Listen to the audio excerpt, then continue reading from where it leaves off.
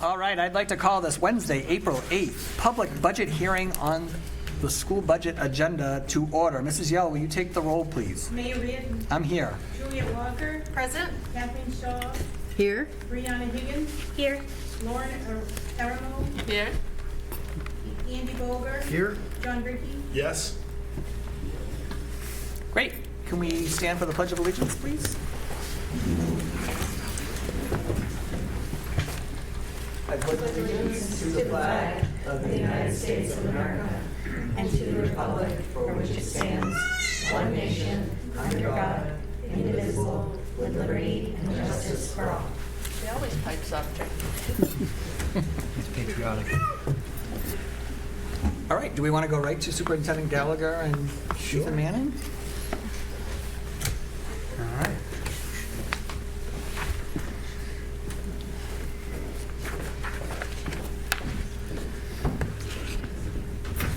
All right, well, first of all, thank you all very much. I'm excited to present our public hearing budget and kind of where we're at this point. So a couple things that we've done let me just switch over. We received some questions ahead of time regarding some budget questions from school committee and some city council. So what I've done is I kind of put together in the beginning, before we get into the budget book, like some of those questions and some answers. And obviously this information will be put on our website. So we'll go through this, and then Ethan Manning also kind of has some slides that summarizes the very comprehensive budget book that you all have in your packets. So as we're going through some of the FAQs, one question was about, have we taken a look at non-student-facing personnel, which would be administrators and other employees in the district. So although the administrators aren't classroom teachers, they're on the front lines every single day, working with students, working with families. So I think they're seeing students just in a different way and assisting students in a different way. So I just want to provide just some background on kind of what some of that work the administrators are doing. So building administrators are obviously the front line educators. So right now they work directly with the students and staff, parents every single day. So you can imagine with 2,100 students, with 380 staff, building administrators provide the supervision, problem solving, strategic planning. To really, the first thing we look at before we even open up the doors is, are we providing a safe, supportive school environment? And that's really the role of the administration and the supervision, to make sure that our school districts and the buildings are a place where everyone feels they belong and people are comfortable. Just to break it down just a little bit further, so MPS has 4 schools, and when you look at the structure, the administrative structure, if you're looking at principals and assistant principals, you have 3 administrators with different roles, but the principal, associate, and we created the Dean of Specialized Programming, which is really an administrator that oversees the specialized programming at the high school and deals with those students and the families that are in those programs, and then is also assisted with Mr. Wolf and his administrative team for some of the other administrative duties. And then when we look at the Mullen Knock Middle School, so you look at the number of students combined, so that's 792. So you have 4 administrators, which makes up of 2 principals and 2 assistant principals in that building. And then at the Bresnahan School, you have 2 administrators, principal and assistant principal, 567 students. So really, when you look at the total population, just the students alone, you have really 9 administrators on a daily basis that are obviously doing all the operations, but also having interactions with those students. And like all of us, if we just take a step back and we look at 10 months of a school year with what happens in our own personal lives and personal families, this is the work that these assistant principals do. There are families that are dealing with sickness. There are families that are dealing with divorce. There are families that are dealing with death. There are families that are dealing with parents getting laid off. So any type of family dynamic that happens in our personal lives, that is what a lot of our administrators are the front lines. That's what they're kind of dealing with on a daily basis. So when we start looking at staffing patterns for administrators, these are some areas that I wouldn't recommend reducing in those areas. And so when we look at like kind of just a overview of what they're doing on a daily basis. So obviously you have the daily operations and supervision, and that's just the overseeing the policies, procedures, arrival, dismissal, lunch, recess, throughout. Your staff and supervision and evaluation, as we all know, part of the legal requirements for teacher observations. So for that 380 staff, those principals and assistant principals and other administrators are doing the evaluations. And then obviously they do a lot of the hiring. Obviously we have an HR director that provides the process and makes sure the checks and balances, but the principals and assistants are doing the hiring throughout the year, especially in the summertime. And then obviously leading the teaching and learning aspect, the instructional leadership support, providing the student support when we get into interventions or bullying investigations, harassment investigations that happen throughout the school year. And then obviously budget planning, and then ultimately creating that positive school culture, for the faculty and support staff. So these are just kind of a over general of kind of what our administrators are doing on a daily basis. So as we look at when we prioritize the areas of cuts, we start looking at we've started off, I think, at around a 7% level service. Before I had a little detour of my absence, we came in, we were at a 5.2, and then I think it was at a 4.7. And for tonight, we're at a 4.3%. And we look at everything. Staffing patterns, retirements, we look at class sizes, all of those different elements. We look at our cohort of students, if you're looking at the L program, if you're looking at special education. So as we start dwindling the budget down to make it manageable, once we start hitting that 4% or below a 4%, then we're looking at trimming some of the programs, and not like getting rid of programs, but you start looking at some of that trimming that would have program impact in some different programs that we've worked hard to kind of bring back. We would never cut programs in the entirety, but we may look to trim them back depending on where the budget lands in the city allocation. So class sizes, we've already reduced in this budget to 4.3. We've reduced 2 elementary teachers through retirement and looking at the class sizes.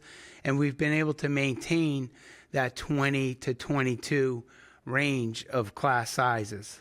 A question is, why can't you go to 23 to 26, 27, like some other districts that are doing that?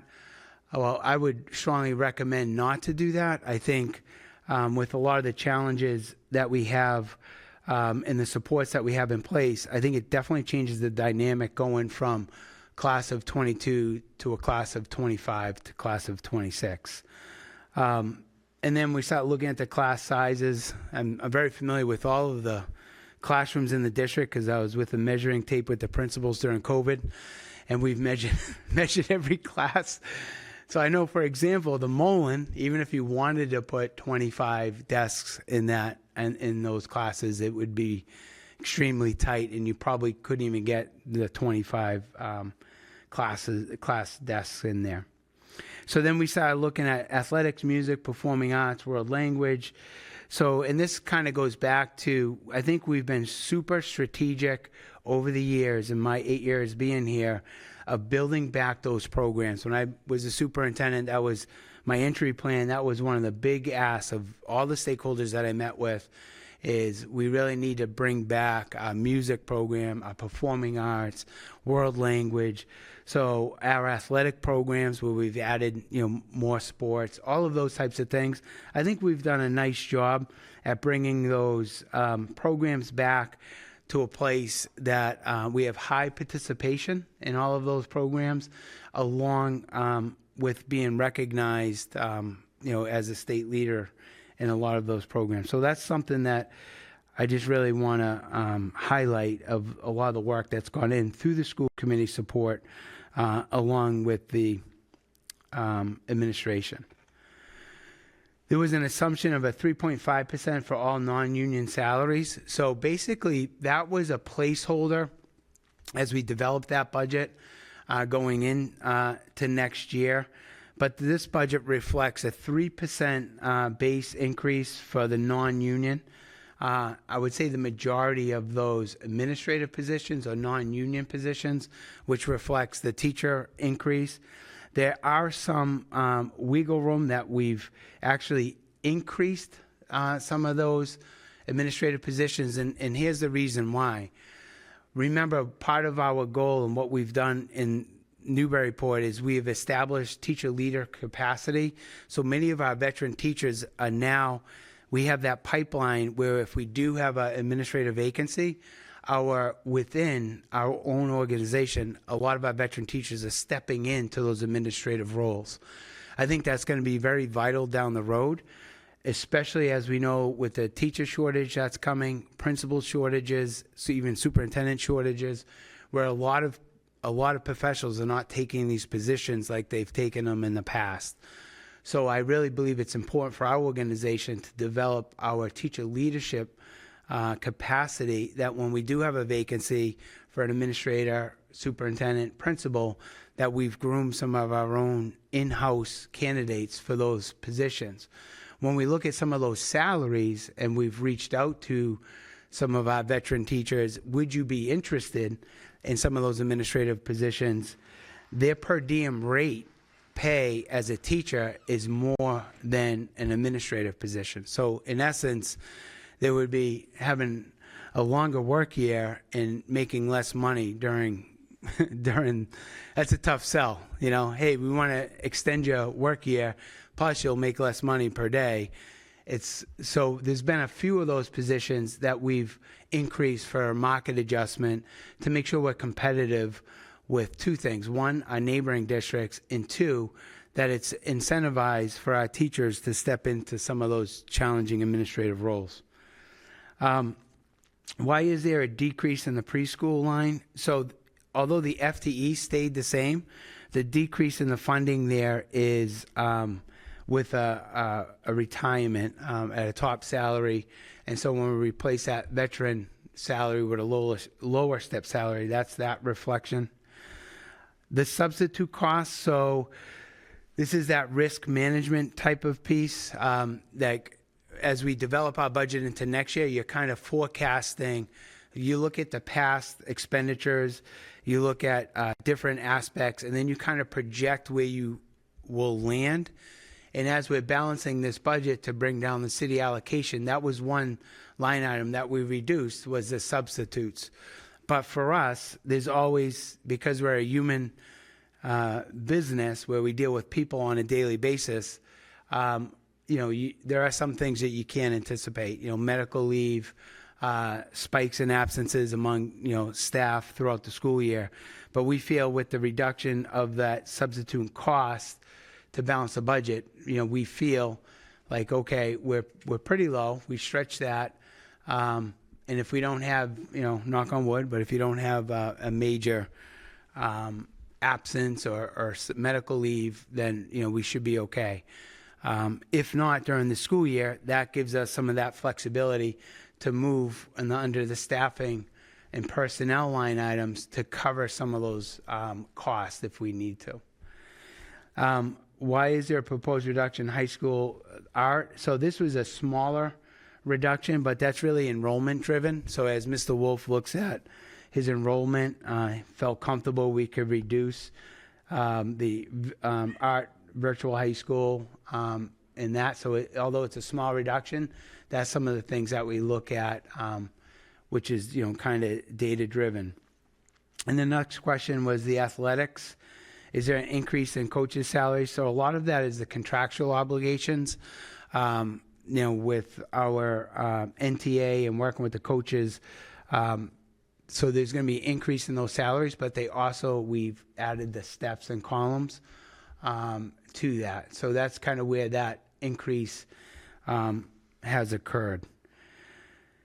And then there was a question on school choice fund balance. Could you show the school choice fund balance? And I'm not sure Ethan, these are the numbers, and Ethan's little summary that he'll share with you next. He can kind of get in that a little bit more.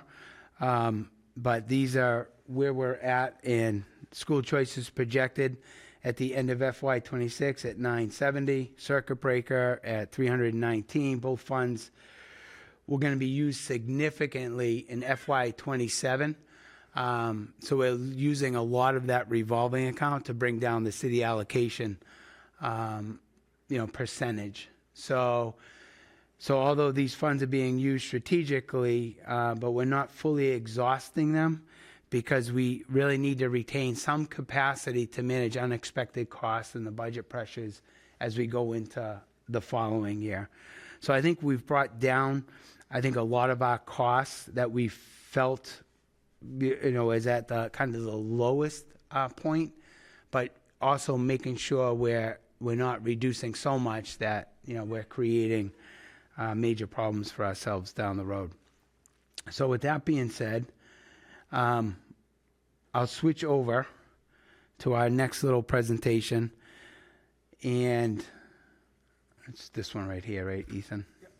So on this presentation, what Mr. Manning has done, and we went through the questions from the school committee and some other questions that we've been receiving, is we have that 70-page great budget document full of details.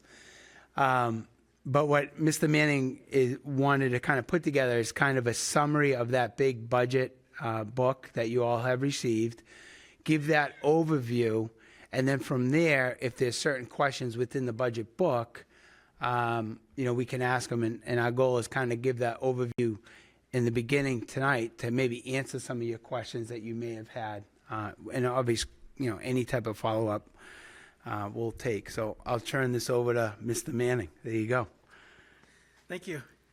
And before I jump into these materials, I would like to point out that this slide presentation, as well as the budget document, are both available on the website, on the school district's website.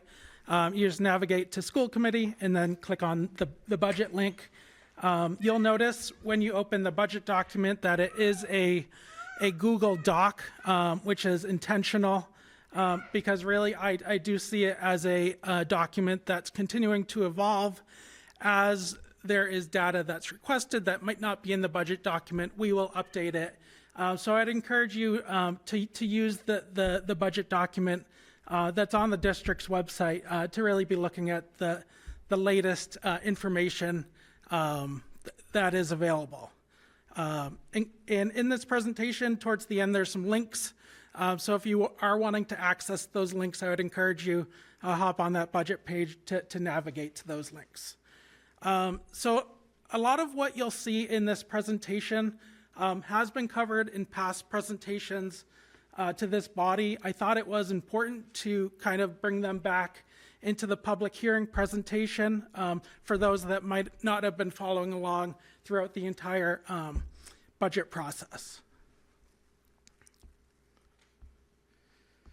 So I think with any school budget presentation, we always tie it back to the district's guiding principles, starting with that portrait of a graduate, those 5 strategic objectives, and then of course our district improvement plan and our school improvement plans that really are a driving force around everything that we do as a district and really inform every line item that's in this budget before you.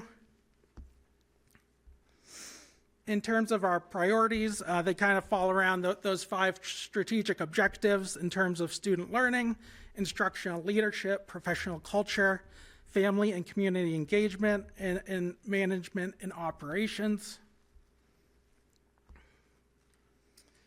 As some context, this is the district's total enrollment trend. As you can see, it's fairly stable over time. Granted, we have seen some year-over-year decreases over the past several years, which is a trend that most school districts in Massachusetts are experiencing. These are the selected populations as a percentage of total enrollment. So you look at your students with disabilities, currently around 21%, low income / economically disadvantaged around 13%, your English language learner population around 4%, and the first language not English around 8%. So all those combined together result in kind of the DESE high needs students, as they refer to it, which is just around 31% of the current enrollment. So kind of jumping into the FY27 budget, and again, all this material is pretty much derived from the budget document, just trying to summarize it for the public here. So overall, the city appropriation is going from $39.4 million to $41.1 million. So that is a $1.7 million increase under this proposal, which is a 4.33% increase. And you can see down below kind of how this breaks out between the city appropriation and the other school revenue. We've really, maximized the other revenue that's being used in this budget. You can see it's going up by approximately 25%, which gets you to the total budget appropriation, which is a 6.65% increase. And I think we'll kind of get into the reasons why as we go through this presentation. This is kind of a look at how the budget has evolved from kind of the first iteration of the budget that was presented to the school committee back in February, which was a 7.9% increase to the city appropriation, down to where we are today on April 8th, which is the 4.33% increase to the city allocation. Of course, the next major milestone from here will be on April 29th, when the school committee would be expected to adopt the recommended school budget.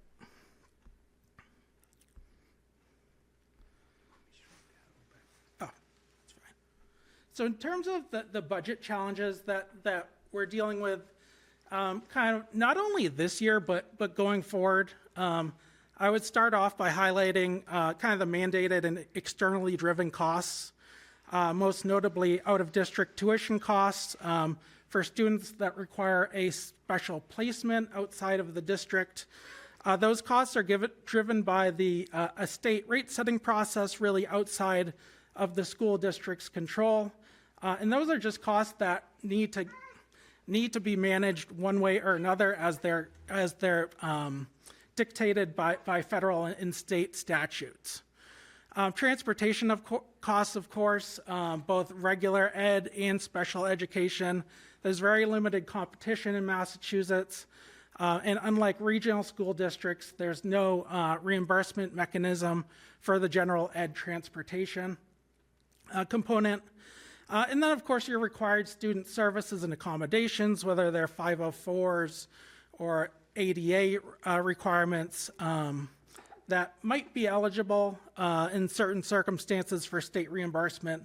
But in a lot of cases, they're just below the threshold where we can request that, where the threshold is currently around $53,000 per student. And then, so you have those mandated and externally driven costs combined with these revenue streams. Of course, Proposition 2.5 limits your local revenue growth to 3% or maybe 4% in a good year. You have Chapter 70 and unrestricted aid that simply do not keep pace with your actual cost drivers as a city or a school district. Of course, your labor, benefits, contracted services costs rising faster than that revenue growth. And of course, the fixed municipal costs that we're needing to pay for regardless of the city's financial condition. You look at something like debt service or health insurance, it's just, reducing the overall budget flexibility for Newburyport. So we have taken steps to manage these pressures for FY27, and there's definitely additional work that needs to be done moving forward. So kind of the immediate short-term fixes, of course, we've used school choice, our circuit breaker, and revolving fund balances as much as we feel comfortable without completely exhausting them. We've aligned our staffing levels with enrollment trends and changes in student needs. We've looked closely at our participation fees, specifically for athletics. We've really gone through all non-personnel budgets, line items, and really uncovered every dollar that we could possibly take out of the budget without really just handcuffing our principals for next year. In special education, that's just a huge cost driver. We've been, taking a deep dive into all aspects of special education, including, but not limited to transportation contracted services and how we're offering those programmings for our students. Going forward, of course, we'll be, reviewing the entire fee schedule beyond athletics. You look at transportation, preschool tuition. I think it's important for us to really go through the full list and to make sure that these fees are kind of keeping up with the times and are recovering enough revenue to make these programs sustainable moving forward. We're looking at programs and services to see if they can be done differently or more efficiently. And of course, developing your in-district programs and services where you can. And I think one major area of growth for the district is really looking at programs where state funding and other perhaps tuition might really be a good net positive for the district. When you look at the vocational pathways in the Chapter 70 programs that we're actively working on at the high school. So kind of what's driving the increase? I think this slide kind of summarizes this year's budget in a nutshell. So the beginning level service budget, that was a 7.9% increase. To get there, you added your personnel increases, your non-personnel increases, but then special education placements adds 5.9% to that 7.9%. So without the special education costs impacting the budget, our increase, probably, could have been closer to 2%, based on what we're kind of using in our other special revenue accounts. But really, 34 out of district placements, including 7 in residential programs. It's just been a huge cost driver in this year's budget. So kind of on the right side of the chart, you'll see how we have, worked to get it down to a slightly more manageable level through staffing adjustments. That's brought down by 1.5%. Expense adjustments by about 0.4%, and then further increasing those revenue offsets from other funds. That brought it down by 1.2% to the current 4.3% increase to the city appropriation. And this is a slide we want to include just to provide some context on the city appropriation trend over the past 15 years. I think last year the school district worked hard to get down that increase as much as we possibly could, down to a 2.8% increase given everything that was going on with the health insurance renewal. Prior to that, I think the increase, as you can see, it was around between 4 and 5%. I think what we're proposing in the 27 budget is kind of, getting back to that historical average, which going back, to the beginning of the chart, averages out to 4.1%. So this is a look at our revenue sources for the budget. You can see the city appropriation, approximately 87% of the budget. The next largest funding source is the circuit breaker. That is the program that reimburses eligible special education costs at 75 cents on the dollar. But again, it's above the threshold per student, which is $53,000. So that first $53,000, we're on the hook for 100%. It's only the costs above that where we're eligible to receive 75 cents on the dollar. And again, that's subject to appropriation at the state level. Beyond circuit breaker, 3.7% of the school budget is being funded by school choice, followed by the basically the rest of the list, working down from the entitlement grants into the revolving funds. That's around $1.8 million, or 3.8% of this year's budget proposal. And this slide just kind of goes into each of those revenue components in a little bit more detail. I just kind of walk through those so I won't spend much more time on this. I would just highlight that the budget that we've built currently assumes Chapter 70 state aid based on the governor's budget, which added $75 per pupil, approximately $150,000. We're hopeful that as it works its way through the legislature, that will increase to $150 per pupil, which would add another $150,000 or so. So these are the special revenue and revolving funds that are supporting the FY27 budget. You can kind of see where we started FY26 in the first column and kind of what we're projecting to end FY26, and then what we're planning to use in this year's budget, what next year's receipts are estimated, and what the remaining balance would be. I would say this is a lot tighter than we'd like to be running the budget. You look at circuit breaker with a projected ending balance of around $70,000. We're hopeful that as we apply for extraordinary relief, it'll come in a little bit higher than we're currently forecasting. And then you can kind of see the other revolving funds, really just drawing them down as much as we possibly can to kind of defray the impact on the city budget. Moving into the expenses, you can see the increase to personnel is about 1.19% and non-personnel 24.06%, of course driven by these special education placement costs. And you can see the breakdown by cost center, district-wide, going up by far the most, because that's where those special education costs are budgeted. So all in, personnel costs are about 72.2% of the budget.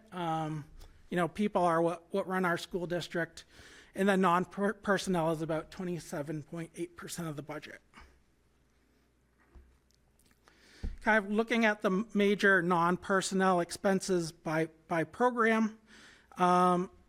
What we did here is basically a top 10 by the grade program. So you can see where the non-personnel parts of the budget are going.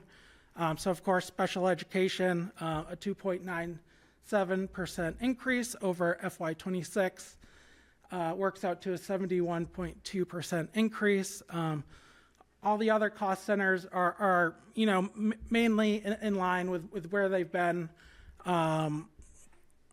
Athletics is one where we've tried to incorporate more of their expenses into the budget that were previously funded directly out of the revolving fund, just to try to capture really the true cost of running that program. And I think that the rest of the cost centers really speak for themselves.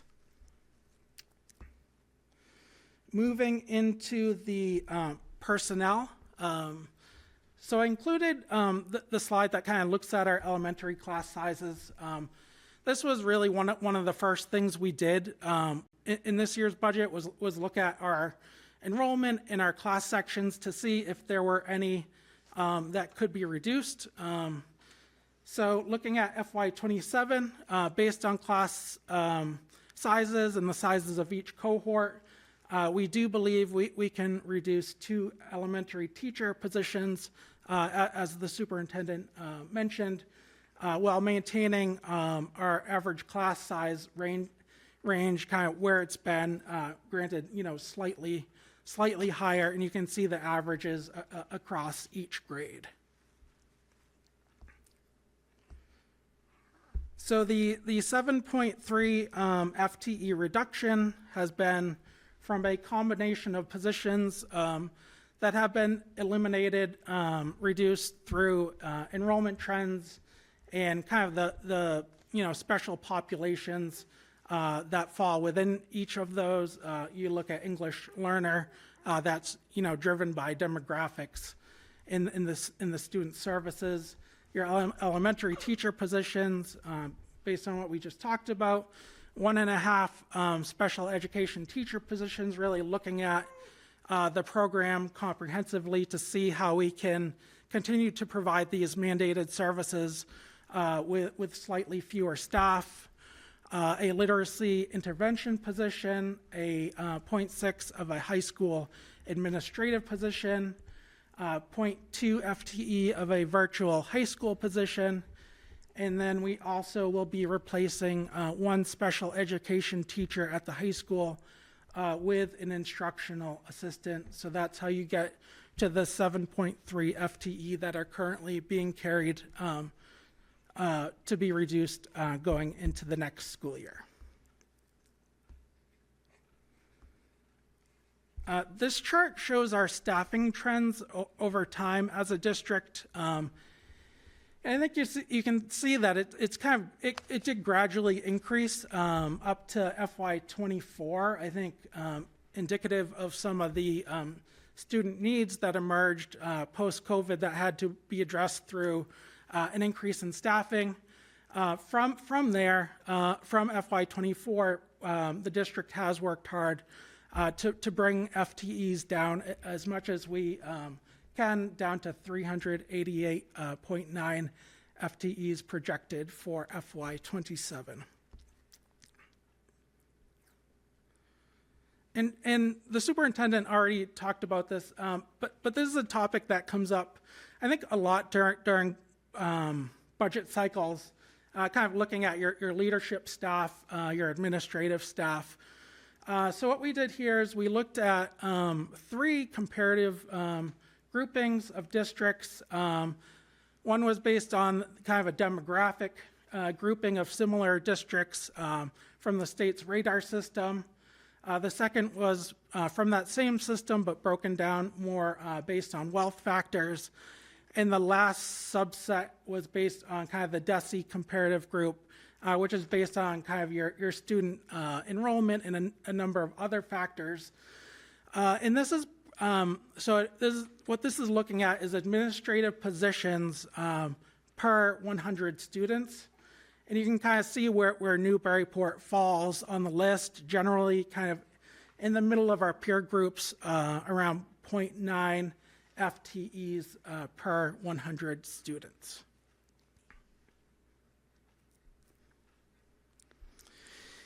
So in closing, I think this year's budget really has worked hard to make staffing reductions where we possibly could to align those with enrollment. In class sizes, we looked at our non-personnel budgets and scrutinized those as well. We've really made full use of our other revolving funds, school choice, circuit breaker, to bring those down significantly without fully exhausting them.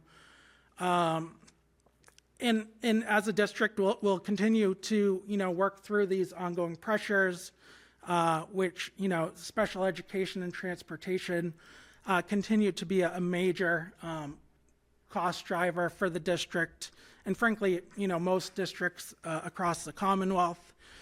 I think as we go into next year, where we are, this is a very tight budget. I think as the superintendent mentioned, you look at our substitute line items, you might look at like our custodial overtime line items. There's really not any contingency built into this year's budget, which leads to the likelihood that there will need to be some mid-year adjustments made, and really constant monitoring on the school district's budget kind of going into the next fiscal year.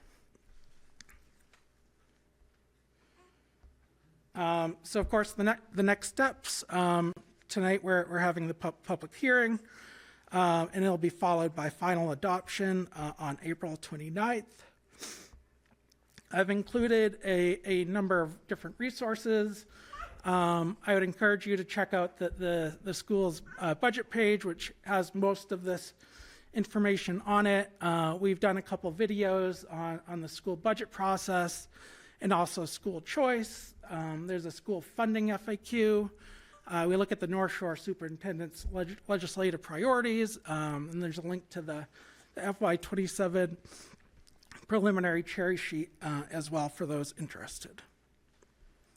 And then the appendix, we just included some other information that I won't really go into: enrollment by grade level, and then resident and school choice enrollment, resident enrollment at the top, school choice enrollment in the middle brings you to the total enrollment at the bottom, which is a heat map with the smaller cohorts in green, the larger cohorts in red naturally. And then kind of just some additional data on Massachusetts elementary average class sizes. Superintendent, do you have anything to add? I think we did all right. Thanks. We'll take a pause. Thank you. All right, we'll see you all tomorrow. Yeah. All right. I mean, do you want to go, I mean, for the school committee, do you want me to go back to the budget book? Or do you want to just have conversations with some of these? It's up to you. Okay. Do you want to open it up to questions from the school committee? And just so the public knows, so in case anyone has like an agenda in front of them, we're going to do discussion here, and then we are going to open it up for public comment just around the budget. And then this meeting will close, and then we'll open the school business meeting after that. But right now, we're just dealing with the budget. So, anyone want to go first? Questions? Ricky? How many full-time positions are we eliminating?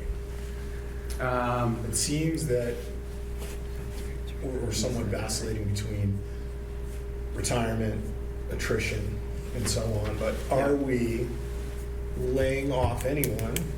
And it doesn't, obviously, we're not asking for a person, but a position. Yeah, so when you look at the full-time FTEs, so those are the full-time FTEs in those different programs that we have reduced. Some of them, if you look at like the administrative position, we reduced that to a 0.6. So some of those aspects, you still have, I guess, the functions of some of those positions, but just not at the full-time level. Okay.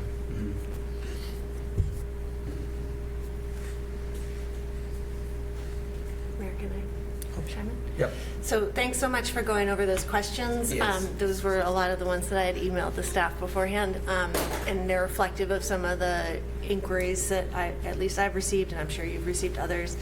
I do think it was great that you went through that in detail, but I'm assuming you'll be posting those also Yes, on the budget 100%, page? Okay. yeah. So I won't ask you to repeat all those, but I Okay. do think there were some important points covered there that we do get questions about, so I appreciate you going into that level of detail.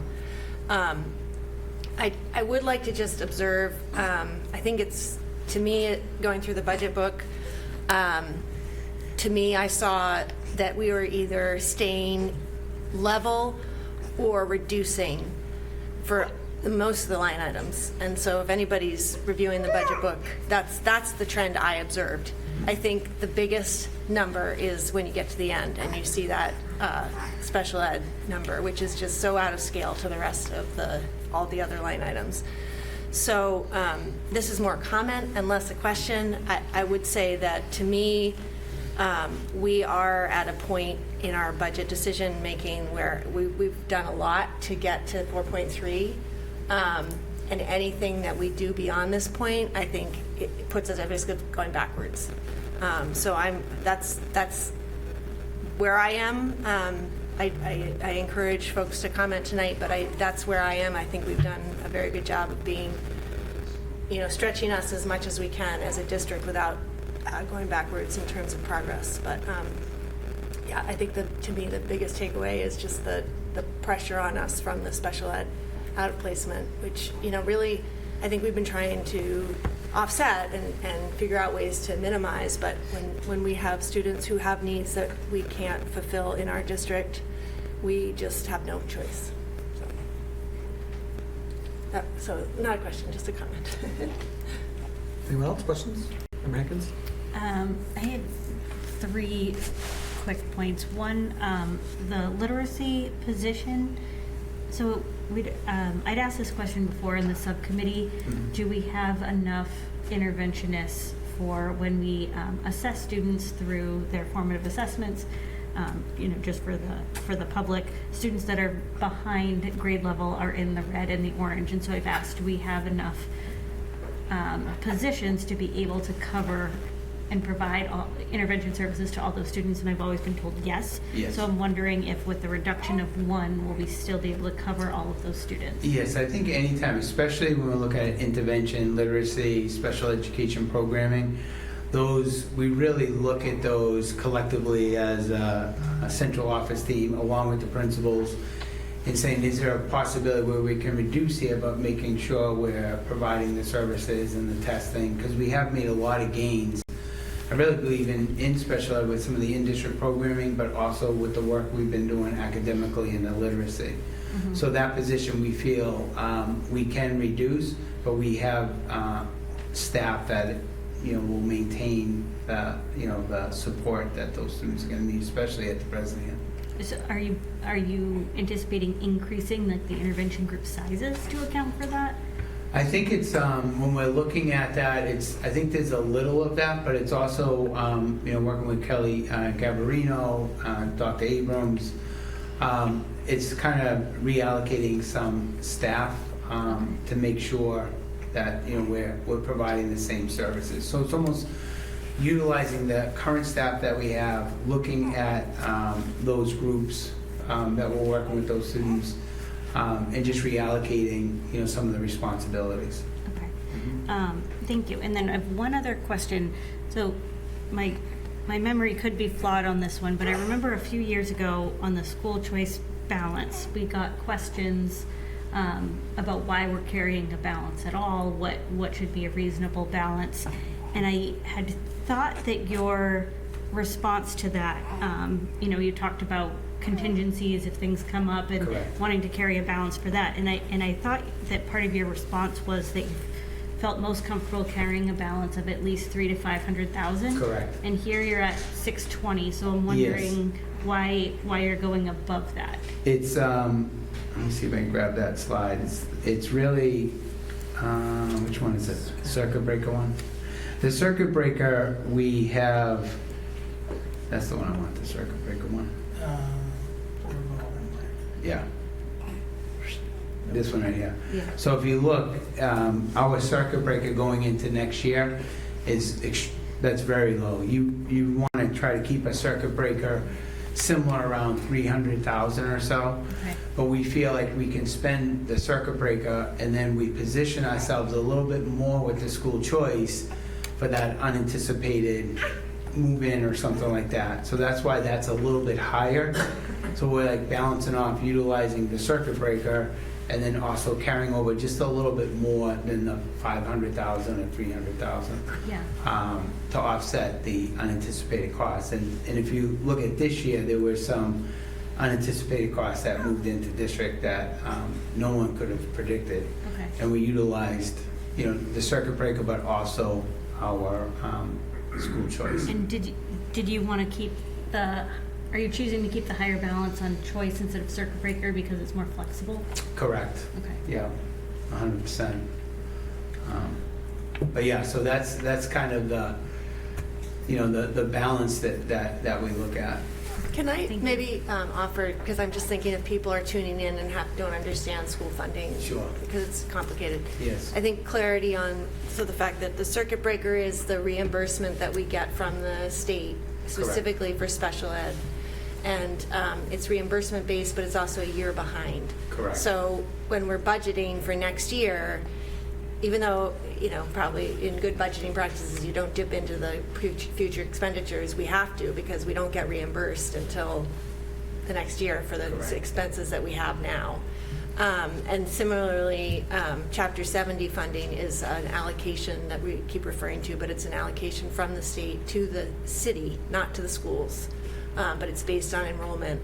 And so when we talk about city appropriation, that includes taxes, local taxes, but also that allocation from the state that's called Chapter 70 funding. That doesn't actually affect our budget because that's revenue that goes to the city and that's how they pay for that portion of our budget. But it does mean that there's less strain on the city if that Chapter 70 funding is higher. It means that we have to rely less on local receipts and local taxes. Correct. And if I explain any of that wrong, please correct me. No, and I would just kind of, emphasize, I think looking at the estimated receipts that are expected for FY27 compared with what we're planning to use for the budget, pretty much the amount being used for the budget is a lot more than we'll be collecting next year, which is really not a sustainable model. You look at school choice, the estimated receipts are 1.4 million. For next year, we're using $1.75 million to balance the budget. We'll need to do something close to that again next year. Otherwise, we'll just be back in the same boat of the city appropriation being higher than anyone could possibly sustain. So I think that's why we have strategically worked down the circuit breaker to basically having none left over, because that's really the costs that are driving this year's budget. But I think having anything less than what we're projecting in school choice would really put the district in a risky position.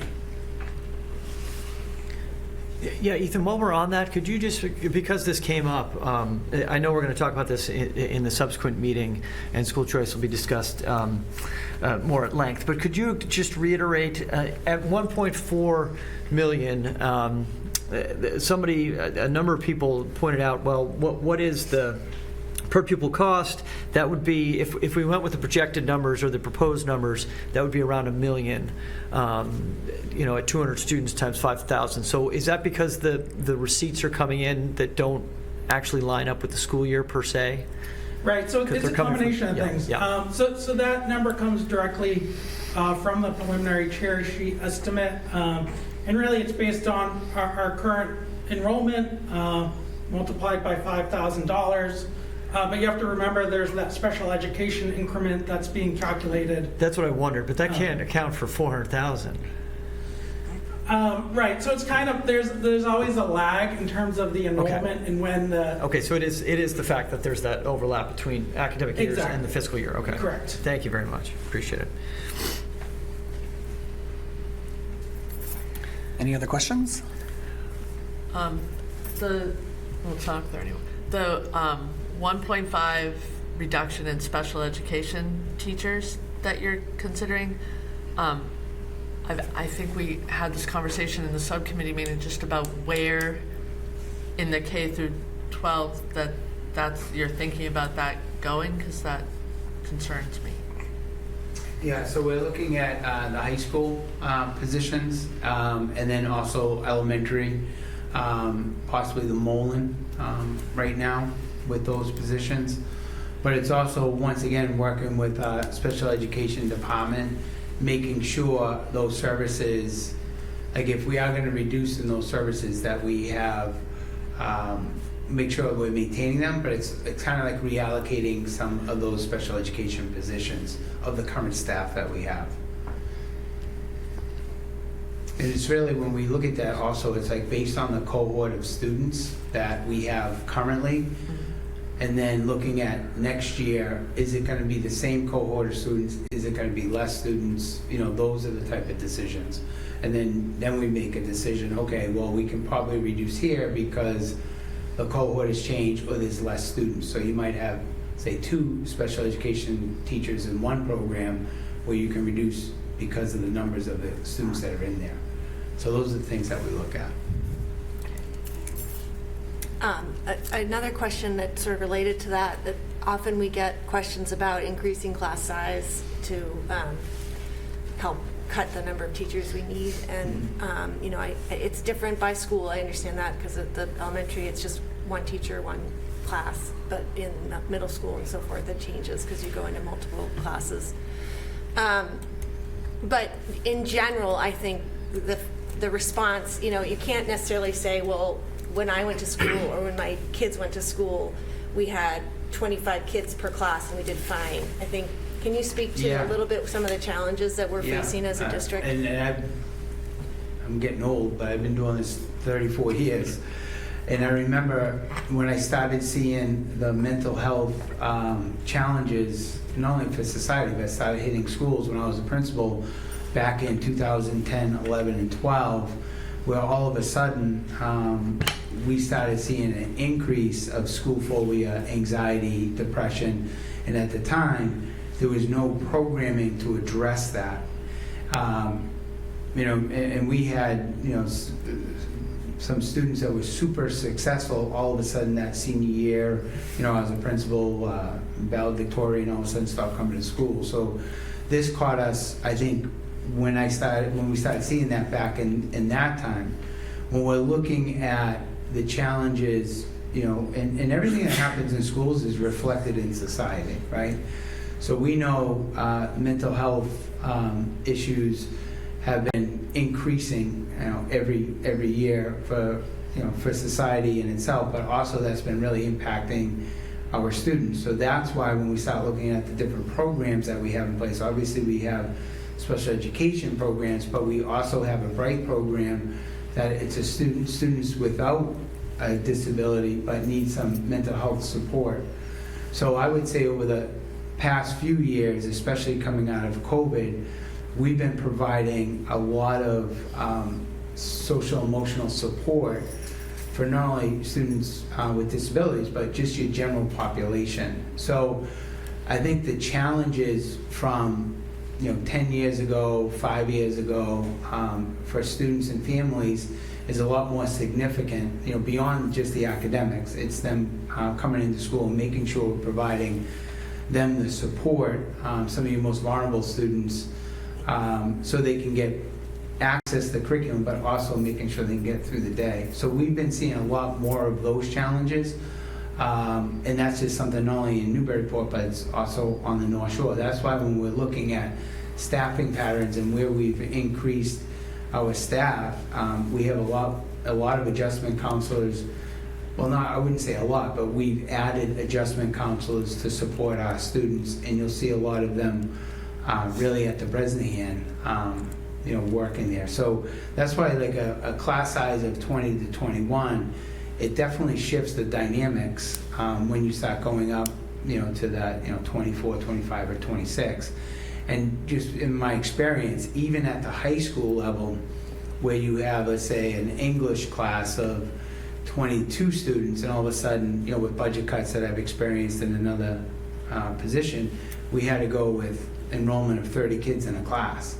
And just that alone, those 4 or 5 kids in a classroom, it definitely changes the complexity of what the teachers can do. So I think for us, and when I go back to my entry plan in 2018, when I was meeting with multiple stakeholders, one of the big pride that Newburyport had was maintaining those, you know, manageable class sizes, maintaining that 20 to 22 was prevalent in almost everyone I spoke with. And so although we are reducing staff, we're maintaining that, you know, 20 to 22. In high school, there in some electives are a little bit higher, but it's a very manageable, I think, for our teachers, and it's just better for kids.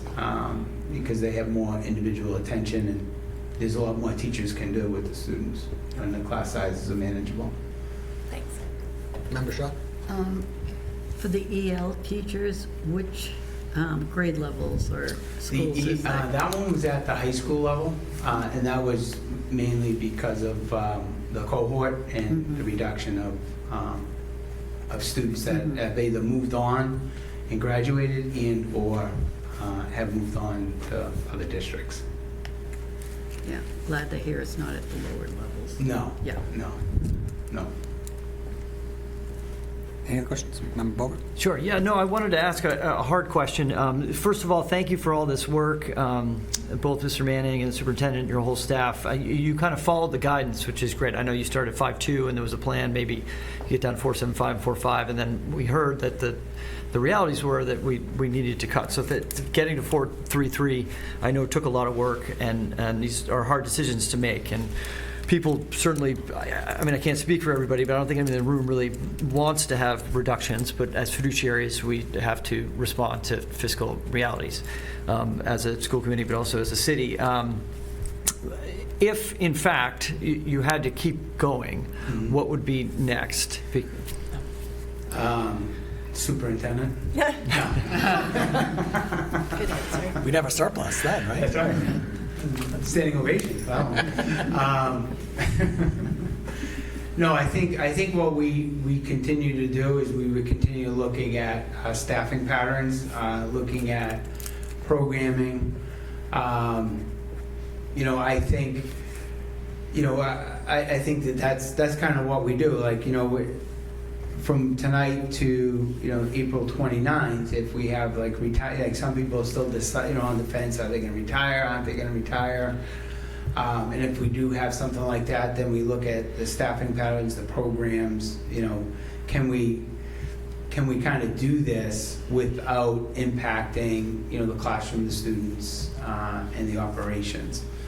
I think for us, depending on the guidance of school committee, it all depends on what we want to look at, and like I've said, I've been through a lot of different types of budgets and different perspectives, and I just really believe the programming that we have developed, we don't want to lose that momentum. I mean, but if we do have to reduce more, like some of that, you would not want to eliminate programming, but you would start maybe trimming some of the programming that we're kind of offering, but always looking at staffing patterns is always like kind of the first thing that we look at, and really like reallocating the current staff that we have, and can we rethink maybe how we're delivering services is something that that we will do.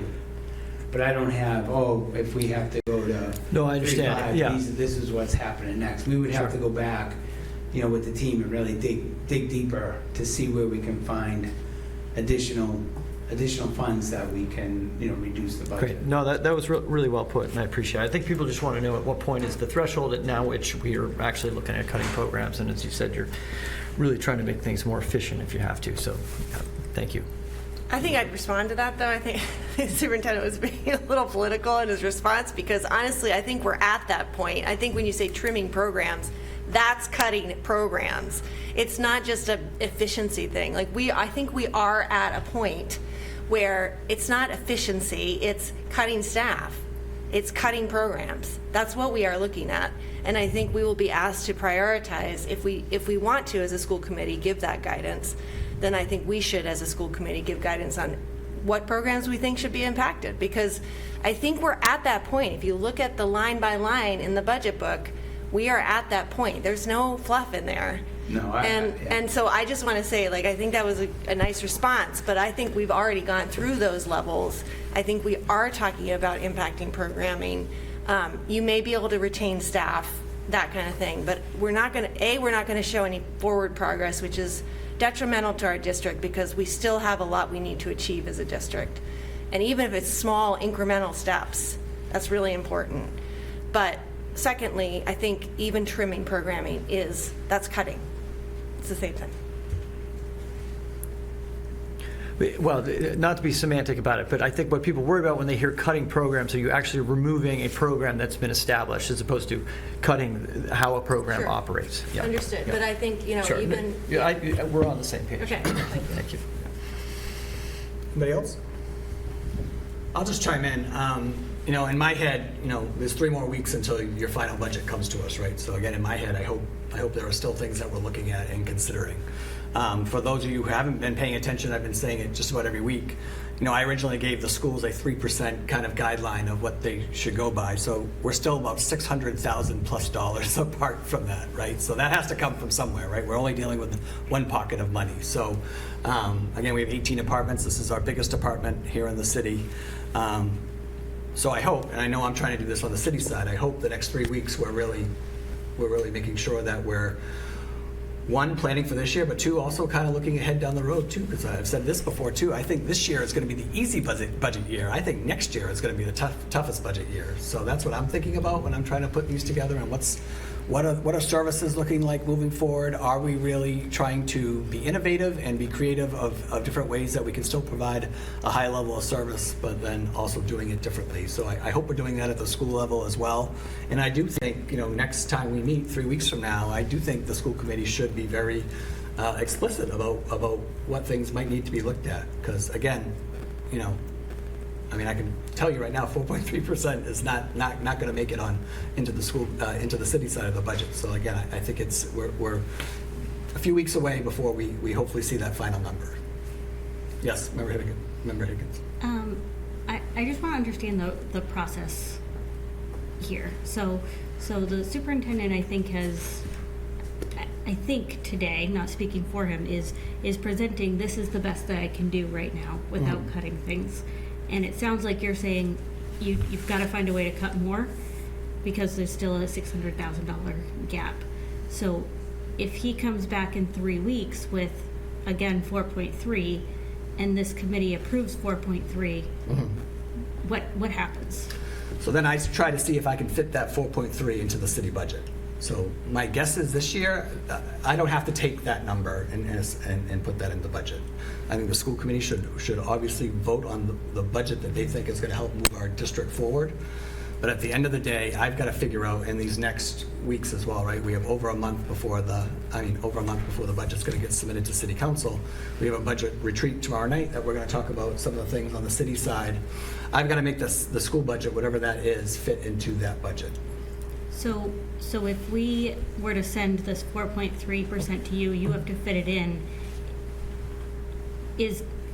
I guess I'm trying to figure out, is that incumbent on you must fit this in, or is there a world in which you've rejected it and it's now incumbent on us to fit it into your number? Like, No, which is I would just come back and say, the superintendent, this was the number that I was able to fit into the budget. Okay. So I can have a different number than the school committee votes on. Our role ends after we vote on the budget, Right. basically, other than advocating and. A couple of years ago that happened, and we weren't that far apart. It was a very small number, but it was something that we had budgeted, that Ethan had budgeted at the time. So again, I do think the gap is much bigger this year. So I'm going to do as much as I can to go up and try to meet that threshold. And again, I'll know more about that probably towards the end of the month. Right now we're a little bit earlier in our budget process as far as going through department by department and putting together what that looks like. Okay.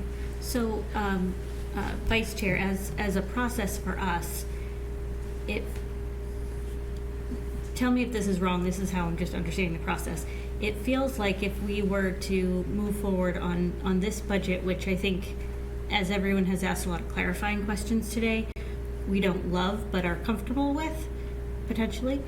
If we move forward at 4.3, are we just taking a gamble, essentially, that the mayor can't find a way to fit that into his budget, and he's going to bring us back and say, I cut 500,000, figure it out, versus us talking about it now and trying to go down now, in which we're gambling that, well, I don't know. I feel like one of us is like calling each other bluff, and I'm trying to figure out, like, where do we talk about this? I think we have to, others, I'd be happy to hear others' perspectives, and, I think the mayor's being very forthright about this. Like, he's sitting on this committee, but he also has the larger budget to deal with. but he's also a very school-friendly mayor. So I think we as a school committee, my preference would be we vote on a budget that we think is the right budget for the district. And if we decide that we can make some program cuts and we don't think that'll jeopardize the future of the schools, that's one scenario. We can give that guidance to the superintendent. We have to live with that. Or if we really think that's not the budget we want to recommend and we want to vote on, then I think we can stick to the 4.3. I think, honestly, what I've said earlier, we are dealing with a very significant situation with the special ed that is out of our control. And to make the rest of the district suffer because of that cost, I think is a problematic situation to be in. But overall, I think the other message I want to say is, regardless of what happens to this budget, if we do have to be thinking ahead to the sustainability, I think now's, after this budget is voted on, I think that's when we have to have the school committee start having that conversation with the superintendent. So if we need to be looking at some other longer-term cost-cutting measures that don't affect programs, I think that's a conversation we should start having.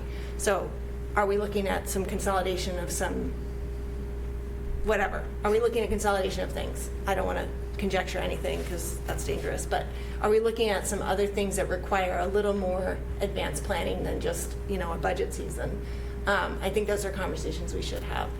But again, I think we as a group probably need to have a good conversation, and it can be at the next meeting, it doesn't have to be tonight, but are we ready to, pass along a budget that may get cut? Or do we need to, recommend a budget that is less than ideal because, it's going to mean we're going a step backwards?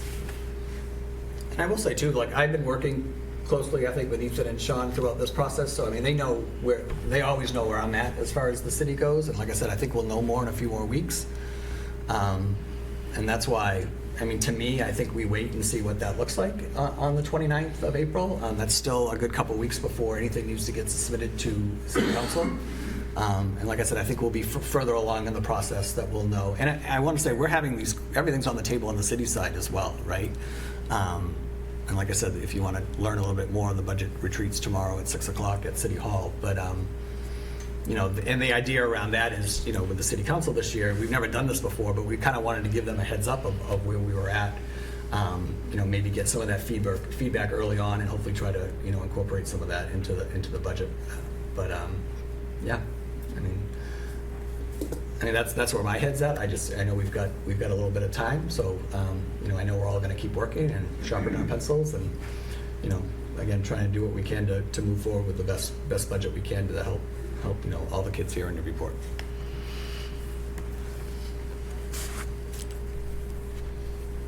All right, do we want to open up the public hearing? Oh, sure. So everyone, last call for questions. Everyone's good? Okay. So we would like to do some public comment if people are wanting to come up and speak. Again, this is just related to the budget. We'll do another public comment when we open up the business meeting. But did we have a sheet for this? A sign up for the sheet? And we do have a number of people on Zoom, so if anybody on Zoom is here to speak specifically to the budget portion of the meeting, that doesn't include school choice, that'll be something we talk about later in the agenda, please go ahead and raise your virtual hand, because there is nobody getting up in the in-person meeting at this point. We have, by the way, I just want to share with the school committee, we have 21 participants on Zoom tonight. Wow. That's all-time record. Definitely. Post-COVID. Oh, you want to come up? Sure. We sign in after.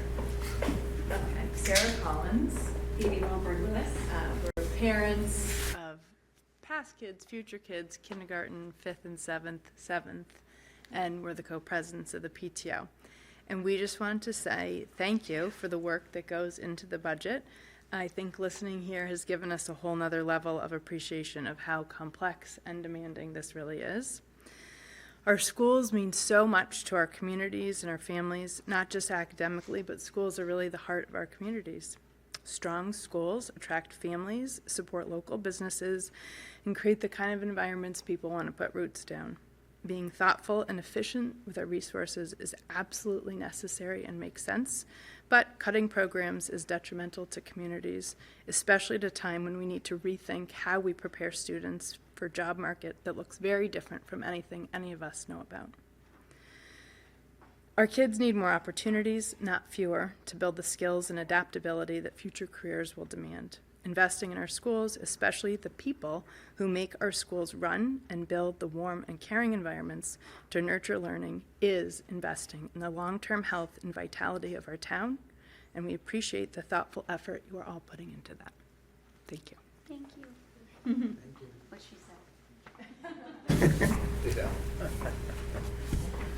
All right, if that's it for public comment, I will take a motion to adjourn the budget hearing.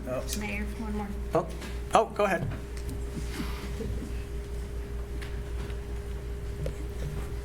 Hello, Sarah Hall, 8 Arthur Welch Drive. It's fun to be here on the other side.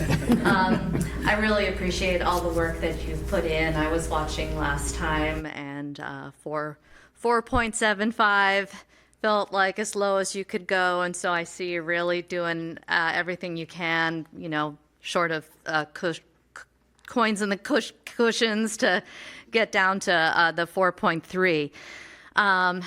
Boy, I would love it if that's something that the city could fund in a balanced budget. I know.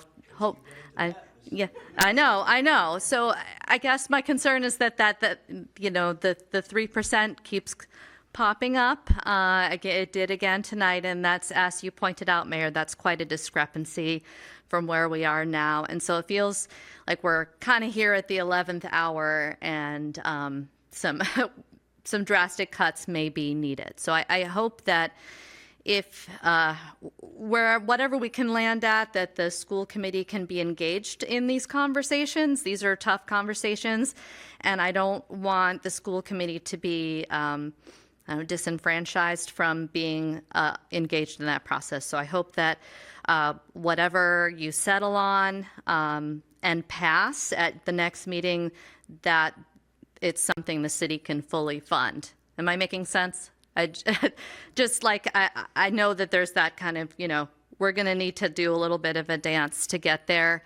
But I'm hoping from my side that you're able to pass something that can then be fully funded by the city, and not a situation where you pass a budget and then you're not a part of any difficult conversations after the fact. So, thank you. Thank you. Thank you.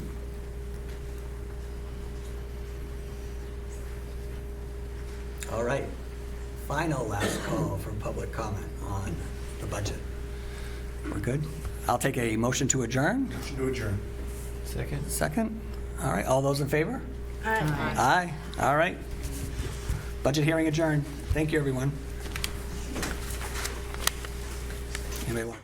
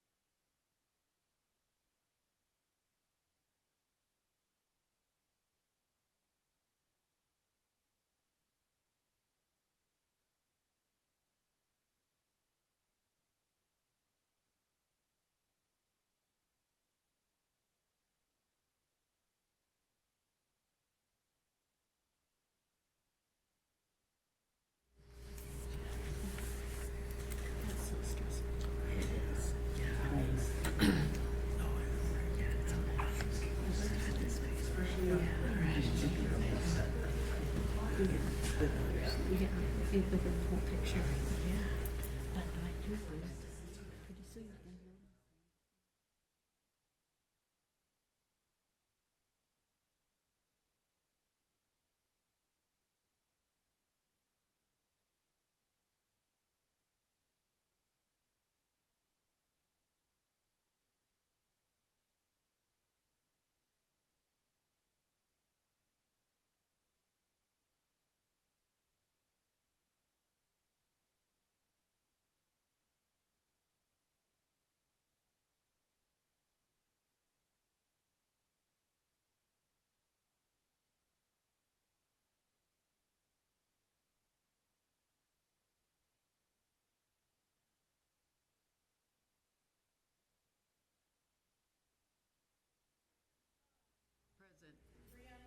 Here. Lauren Aramo. Here. Andrew Boger. Here. John Ricky. Yes.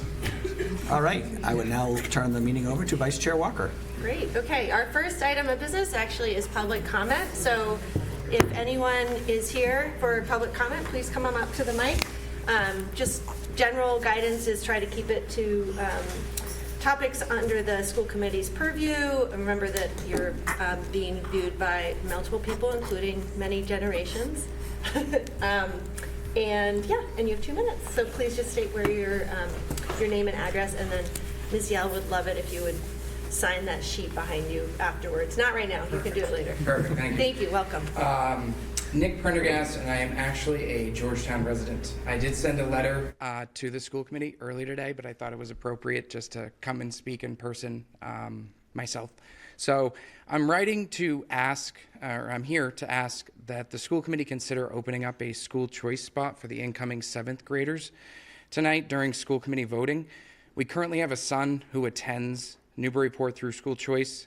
The opportunity for our daughter to attend the same district as her brother allows her to access the same curriculum, as well as follow the same academic calendar and activities, schedules, including conferences, concert performances, etc. Furthermore, making the transition during middle school allows our daughter to assimilate to the community and amongst her peers heading into her middle school, high school years. Many of the voices you've heard through public opinion reflect concern about school choice enrollment. Our experience with Newburyport has been very positive, and we feel very fortunate that school choice was an option for us. As residents of Georgetown, rising costs and lower enrollment, which I think the budget really reflects a lot of those same things, have led to uncertainty in programming, extracurriculars, and support services. Newburyport's thoughtful approach to school choice and the overall budget, especially the last 5 years, has enabled the community to navigate these challenges while maintaining academic standards and programming at all age levels. Our family values the role we have representing Newburyport and appreciate the mutual benefit school choice has provided us. We consider ourselves members of the community as well as consumers. The opportunity to bring our daughter to the district in 7th grade helps us continue investing in Newburyport. I really appreciate your consideration, and I think just from that budget presentation, the only thing I would add is even beyond that set value that we as a family bring with our students, there's a lot more that we do bring to in terms of our presence here in Newburyport, which I can even say over the last year has increased substantially as consumers, as members of the community, as people contributing to the community. So with that, thank you and have a good night. Thanks. All right, anybody else to speak for public comment in the room? Okay, anybody on Zoom who would like to speak for public comment, just raise your virtual hand.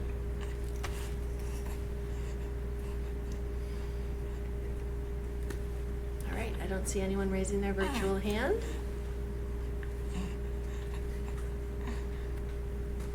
All right. So I am moving on to the next agenda item, which is a warrant, sorry. I turn that over to Member Boger. Yes.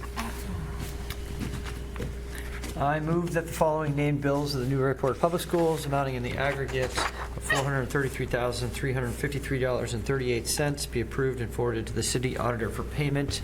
There are no conflicts. Second. All those in favor? Aye. Any opposed? And the vice chair votes aye. Thank you. All right, next item is meeting minutes for, approval of meeting minutes for March 25th, 2026. Take a motion. I move to approve the minutes of March 25th. Right. Any discussion or corrections? All right, all those in favor? Aye. And the vice chair votes aye. Next item on the agenda is school committee. Thank you for hanging in there, Maddie. Yes. I don't think Maddie knew she was getting into this today. Our school committee student representative report. Okay, so tonight in Fresno Hand News, we have wrapped up the 2026 Readathon. Thank you to the PTO for organizing such an incredible community event that inspires our students to get excited about reading. A big shout out to our librarian, Renee Ames, who hosted library campouts for each class. The students had a chance to get cozy and tense in the library and enjoy their favorite books. Our third graders started their MCAS testing today. We are super proud of their hard work and grateful for the third grade teachers and proctors. Our Bresnahan Playful Learning team has been enjoying their time working with Coach Lori Tao. If you were there to visit the Bresnahan on any given day, you would see the teachers facilitating stations, play centers, community meetings, and engaging students in dramatic and hands-on exploratory learning. We are now nearly 1 year into our Playful Learning Grant provided by DESE, and for our upcoming staff meeting, all Bresnahan staff will be participating in teacher-led professional development.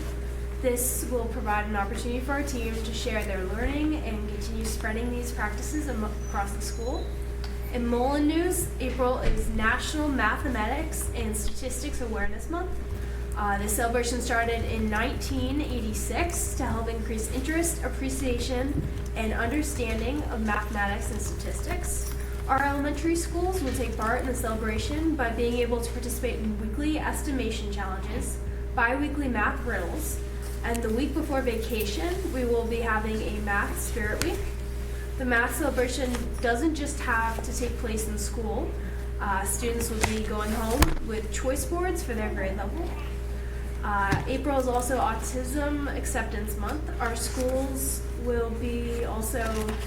adjustment counselors created a virtual classroom that links to several read aloud books, videos, and coloring pages for classrooms. Teachers and students will be reading, discussing, and learning about autism throughout the month.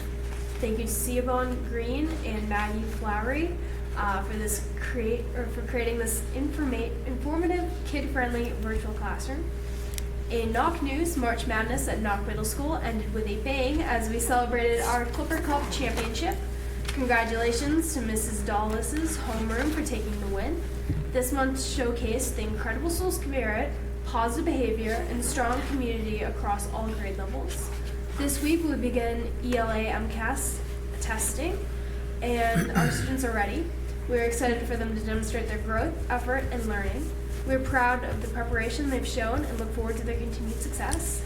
And in high school news, NHS's slam poetry team, the Spittin' K-Ones, came in second place in the Mass Poetry Teen Spoken Word Festival finals for weekend of March 28th. The team won the Best Group Peace Award, and the V Shields got the only 10 highest score in the whole show. Thanks to everyone who has encouraged and keeps encouraging the team. The team is Sophie Adams, Mila Baptiste, Rachel Kinney, Lucius Nelson, who also got a 10 in the preliminary bout, V Shields, and Callie Taffel, and of course, Deb Swab. And yeah, that's all for tonight. That was a lot. Thank you so much. Appreciate that. And I am unfortunately going to ask you just to stay one more minute and just maybe share between the combination of those of us who participated in the discussion with high school students beforehand. So we invited, we did this previously in the fall, and we just did this tonight. We invited the high school students, members of the high school, to come and participate in just an informal discussion with us in an effort to just sort of hear from students more frequently throughout the year. We appreciate Principal Wolf also coming. Any highlights that members want to share? Maddie, I don't know if there's anything, topic-wise. Not too much. We're really happy just with our school system. There's obviously in any school system there'll be things that students want changed, but for the most part we have very encouraging leadership, very encouraging teachers, and all students are really pushed to be the best that they can be. Oh, that's very sweet.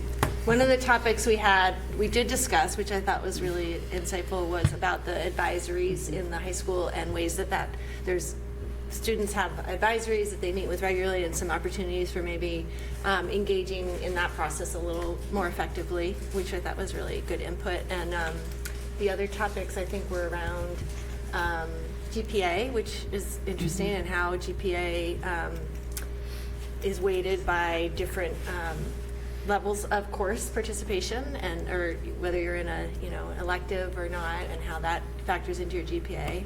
Any other topics you wanted to share, Ms. Shaw?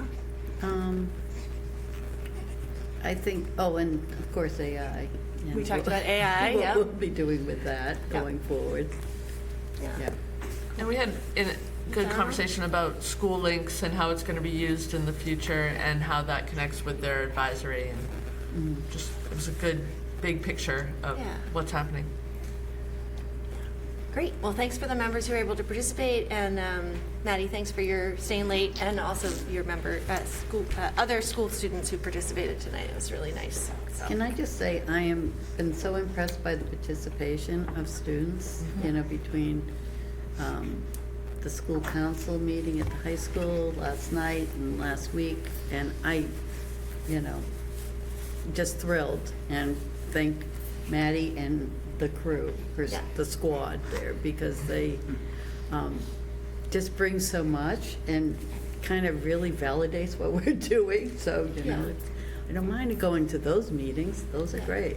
So, thank you. Yeah, and we also had 2 of our student reps, Maddie, I know we had a conflict, attend the MASC Day on the Hill with us, which was awesome to have them there. We got to go down to so lots of student input that we really welcome and appreciate. So, and are we going to see you again? Hopefully. Okay. Okay. Can I also just mention that Maddie just made her decision for college? You want to tell everyone where you're going? Going to Harvard. Oh, just Harvard University. All right. That's great, Maddie. Very proud. Yeah. All right, you can leave if you want. Okay, next item on the agenda is approval of a NHS overnight field trip for Sailbot Robotics. Do we have somebody to present? Oh, Mr. Wolf, thank you. All right, well, thank you very much. I know you all had a long night, so I'll give you the summary of the Sailbot trip. So just like last year, our Sailbot team will be, this year it's being hosted at Cornell in Ithaca, New York. The competition is June 7th through the 12th. And our students are going to leave. We're going to have, because of it kind of is when graduation is also happening. So our underclassmen are going to leave with 2 chaperones on June 6th so they can bring all the gear and the boat out. And then the seniors will be leaving with 2 chaperones on the 8th. And then everyone returns back on the 13th. And then the approximate cost of the trip is $750, which includes food and the accommodations. The accommodations are still being worked out with Cornell University. They help all of the teams kind of find their places, so they have ample space to continue to work on their boats throughout the competition. Any questions for Principal Wolf? Right, so this approval would consider our policy JJH, which is student overnight travel. You can read that, it's in your packet. Basically connecting the trip to academic programs and overall making sure that it's a good investment for our students. Any questions? All right, then someone want to make a motion? I'll make a motion per policy JJH that we approve the overnight field trip to Cornell for the sailboat competition. Second? Any further discussion? No, except tell them to go to the Moosewood restaurant. Have you been there? I have not. Oh, you have to. Well, if you're not going. I will let them know that. Yes, it's my strong recommendation. Dinner recommendations made by Member Shaw. All right, all those in favor? Aye. Aye. Any opposed? Vice Chair votes aye. All set. All right, Thank you, thank Mr. you very Wayne. much. Thank you. All right. Next item on the agenda is a discussion about school choice proposed openings and potential vote. Yes, and I think in the previous presentation with Ethan, we had that school choice slide that kind of just shows the different, the heat map really showed where we could add slots. This year, because of the reductions of the elementary teachers, we feel not to be adding choice for those grades. We looked at the NOC, grade 6 is a small, very small class. We did talk about, through FinCom, we had some discussions regarding this grade 6. So I'm presenting 5 slots for grade 6 at the NOC. At the high school, this grade 8 class is also a smaller class, but as we talk about with school choice, by increasing those slots to 25, it's gives there's many opportunities for those kids to be absorbed in the high school class. Mr. Wolf was comfortable with that, and then 5 slots for grade 10. So that's a total 35 slots, which would be open. It doesn't necessarily mean all those slots get filled, as you all know. Would it be hard to pull that up? No, I can do that right now. Yeah. Question. Sure. What has been an average of what we've used? Is it 50% of the spots, 80%? I would say typically it's around 50%, depending, on the grade level. Okay. There we go. So you can see if you look at grade 6, that's 145 students there, and your grade 8 is at 163. So that grade 8 would be moving into the grade 9. I'm sorry, yeah. So the grade 9, that's a 158, I'm sorry. So we could add, potentially 25 slots there, and then 5 slots for grade 10. You can see some of the lower greens at the elementary level. But as I said, by reducing the 2 teachers there, we're not recommending for this year of any school choice for, grades 1 to 5. That grade 6 is, as we said, a smaller class. So Every single one. Superintendent, can you talk a little bit? I know we got someone wrote for us an email for public comment, but 25 students, any other grade except for high school, right? It's more than a teacher or at least a teacher, right? So, right.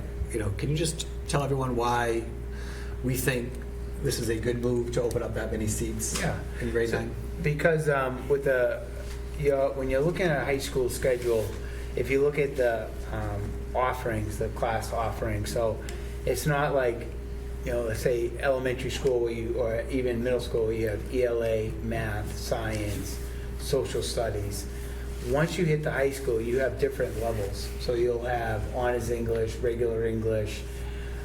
There's multiple classes that the school choice students will choose. And they have an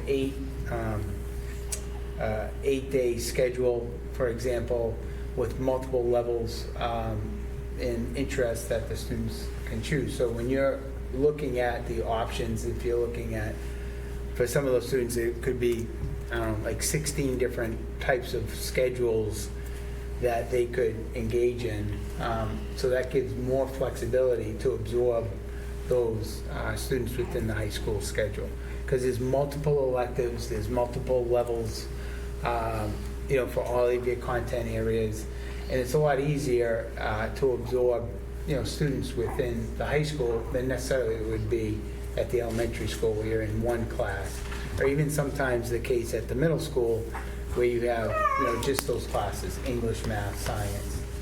There's a variety of classes that are being offered at the high school that typically every year we've opened up 20 to 25.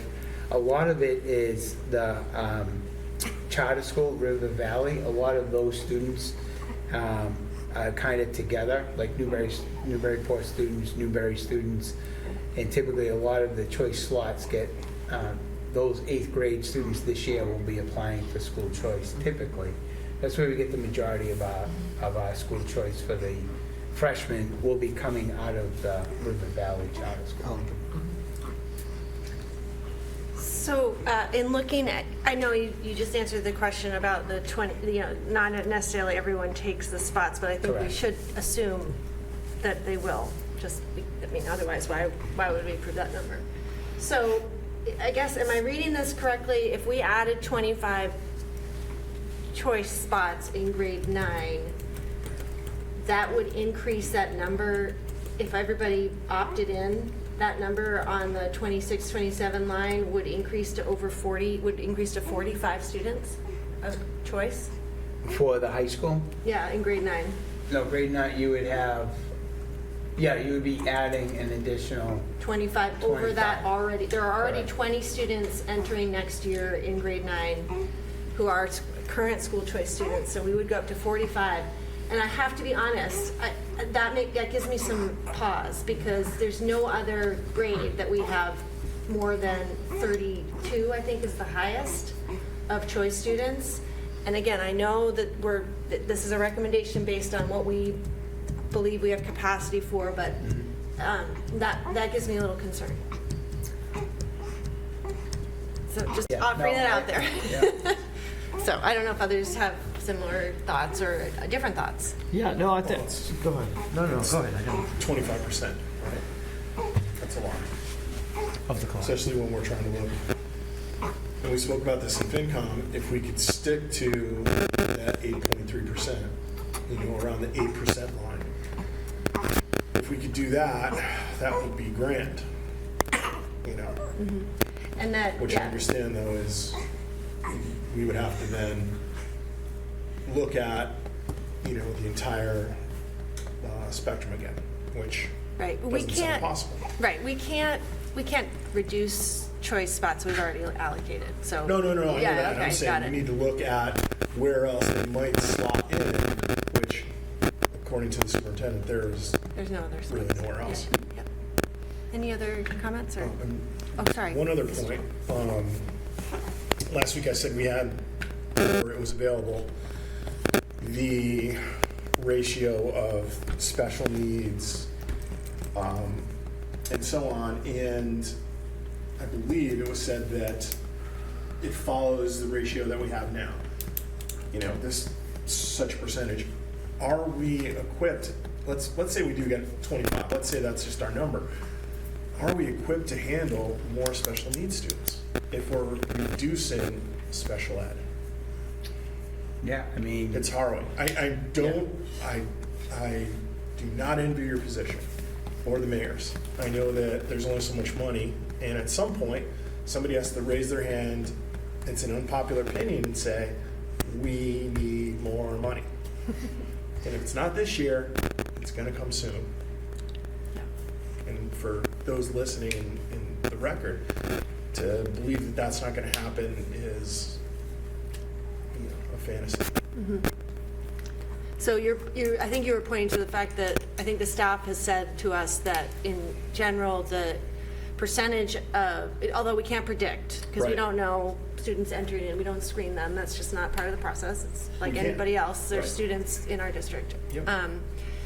That the trend is that it's about the same proportionality in terms of special needs kids versus versus kids who don't have And that's special where education or IEPs. Eliminating. a So special I ed think, teacher. yeah, so with that in mind, if we increase to 25 and that same proportionality exists, that's what I'm concerned about. I just honestly, I mean, I'm not trying to second guess staff's recommendation. I know why this recommendation was made, but I do have a little bit of heartburn about going up to potentially 45 in grade 9. Yeah. I'm looking at the grade 6 level, and I'm looking at 145 kids, and even if we got 5 new 6th graders in the summer, we're looking at 10 classes, 15 kids in each class, and you're only suggesting we add 5 more. I would say 10 or even 15 would not be a huge problem in that cohort, given the size of the classroom. So I'd rather not put 40 in grade 9, but maybe put 10 or 15 in grade 6, where we have the space, and the difference between 14, 15, 16 really isn't dramatic. Other comments? In the, and that's a really good point. I think maybe makes a lot of sense. And there's been a lot of really good discussions about this for a long time. I think what's interesting about this year, there have been a lot more discussions, and I think a lot more people are engaged with this. And that's just a fact. It's not good, bad, or otherwise. So, sometimes these discussions on school choice kind of devolve pretty quickly into sort of cultural or sentimental or ideological positions. And if we could step back and try to make it a little bit more practical, there is a lot of pushback against the use of school choice. That's been voiced by dozens of people at this point. So we're just at a point where we have a good program that works well and serves our purposes well. It serves some financial, there's some incentives there. I think just on sheer math, we'd be at 206, which would be the highest number of school choice students we've had in about 15 years plus. There was some discussion a couple of years ago that this is working, you sort of at what point is this going to plateau? And there was a thought that could and should happen. I mean, I think that was even stated, that we won't continue to go up and up forever. There was some fear of that. I think last year there was some very legitimate financial concerns. There was some really fraught political issues that came at the federal and the state level, and there was some really wise decision making there, and saying, no, we really need to leverage this effectively. And I think that worked. There were about 89 students, I think, last year, 89 spots. So percentages, I think the vice chair is right. We have to assume, almost without a doubt, that all 35 spots would be filled. So right now it's sort of, how do we utilize this well and continue to do it? I'm worried that if you continue to, that people will push back against the program altogether. That if we continue to grow this, that in 2 years we'd be faced with not being able to add any spots, just politically. And I don't want to get to that point. I think the vice chair mentioned that earlier. Mr. Rickey mentioned it, that maybe there's some sort of numerical threshold that we could try to hold to at 8%. There's no magic number there. There's no point at which too many choice students is too many, too few choice students is too few. It's a balance. I think it has much more to do with what Member Aramo was talking about and how many you can fit in the classroom. But this is a really point of interest. I thought maybe if we could plateau and kind of try to stick to the 189 that we had last year or this year, that could work, because you'd be saying that this is a little bit more than that, so I could get convinced to go up a little bit. I don't think we should go above 200. I just really don't. Where those are allocated is less important, but there is a lot of thought about the middle school in particular and what the effects are there, that there's a lot of choice kids in that position. Whether those are justified concerns or not is a much longer discussion than we're having at this point. But I do appreciate the superintendent listening. I mean, his position and his job is to make his budget work, and we're not necessarily, that's okay to have some tension there from time to time and say, well, maybe we could try something else. And he's listened, so I want to commend him for that. Just to bring it back to the budget too, I said this to Ethan in between meetings, but if we didn't have that choice money that we're using for the budget this year, we were looking at a close to an 8% increase in the school budget. So again, you're kind of, And our budget we're not in a great situation where you're doing the trade-off there is, is 5 extra spots, whatever that effect may be, regardless of where your position is, and it might be positive, it might be negative, whatever the effect is of 5 extra spots is $25,000. So we need to be, it's not like we're affecting the entire program of, but it's over years, accumulates over years. So the reason we have a balance, a budget, we have a school choice revenue fund that we can pull from, is because we've had kids in the system for to almost multiple years, and so they're putting into that pot of money. I know you understand that, but I'm just saying. It's $25,000 each and every year. So you could always add those checks back in. Remember? Can I just ask, have members received a lot more than what we've seen emails to the whole school committee? Are we seeing a lot more of that than that? No. Because that's, it's not huge. No, It's not. vocal, Very small, it's a yeah. vocal number of people who have legitimate concerns that we should listen to. Yeah. But it, No, I would say personally, I've heard a lot more than that. A lot. Significant more. I've heard it, I've gotten phone calls, I've gotten emails. I've Okay, gotten- that's what I'm asking. Yeah, Okay. yeah. So, sorry, is there another? Yeah. Yeah, I mean, I'm curious, ninth grade, tempting to be on an IEP or a 504, choicing in ninth grade. I'd love to know what those numbers are, because I think it's probably far less than people who would choice a child in who had extra needs at a younger age first. And I think too, it's like, they do bring the reimbursement for the special ed services. So however that can, offset the needs of when they're, say they were in ninth grade and there needed to be extra assistance. I understand about taking away a special ed teacher. I'm more concerned too about taking away a special ed teacher in a younger grade, because I think that I don't know. Do we have numbers? I see Brad's gone, so. Numbers of, Like how many kids who, would choice in at ninth grade, what's in the last few years, have required IEP? an IEP or a 504? I think in general, we can definitely look at that. Yeah. Absolutely. Yeah. But it's not out of proportion in the Right. sense of when we open, like if we had, I think it was 50, I forget how many took advantage, 54 students last year. I forget, of choice, yeah. So when we looked at, yeah, and we looked at those numbers of, because that was one of the questions, like what's the breakdown? And the breakdown's very similar to like the school population of, whatever, 20%, requires some services, the, 80% do not. Right. No, but I'm saying specific to ninth grade, because I really don't, it just seems, at least my experience has been, that's kind of like a little bit too late in the game for people who have kids with significant needs to Yeah, switch the out. idea is they The would. older they are. They're older. Yeah. If you didn't know that, yeah. Member Higgins?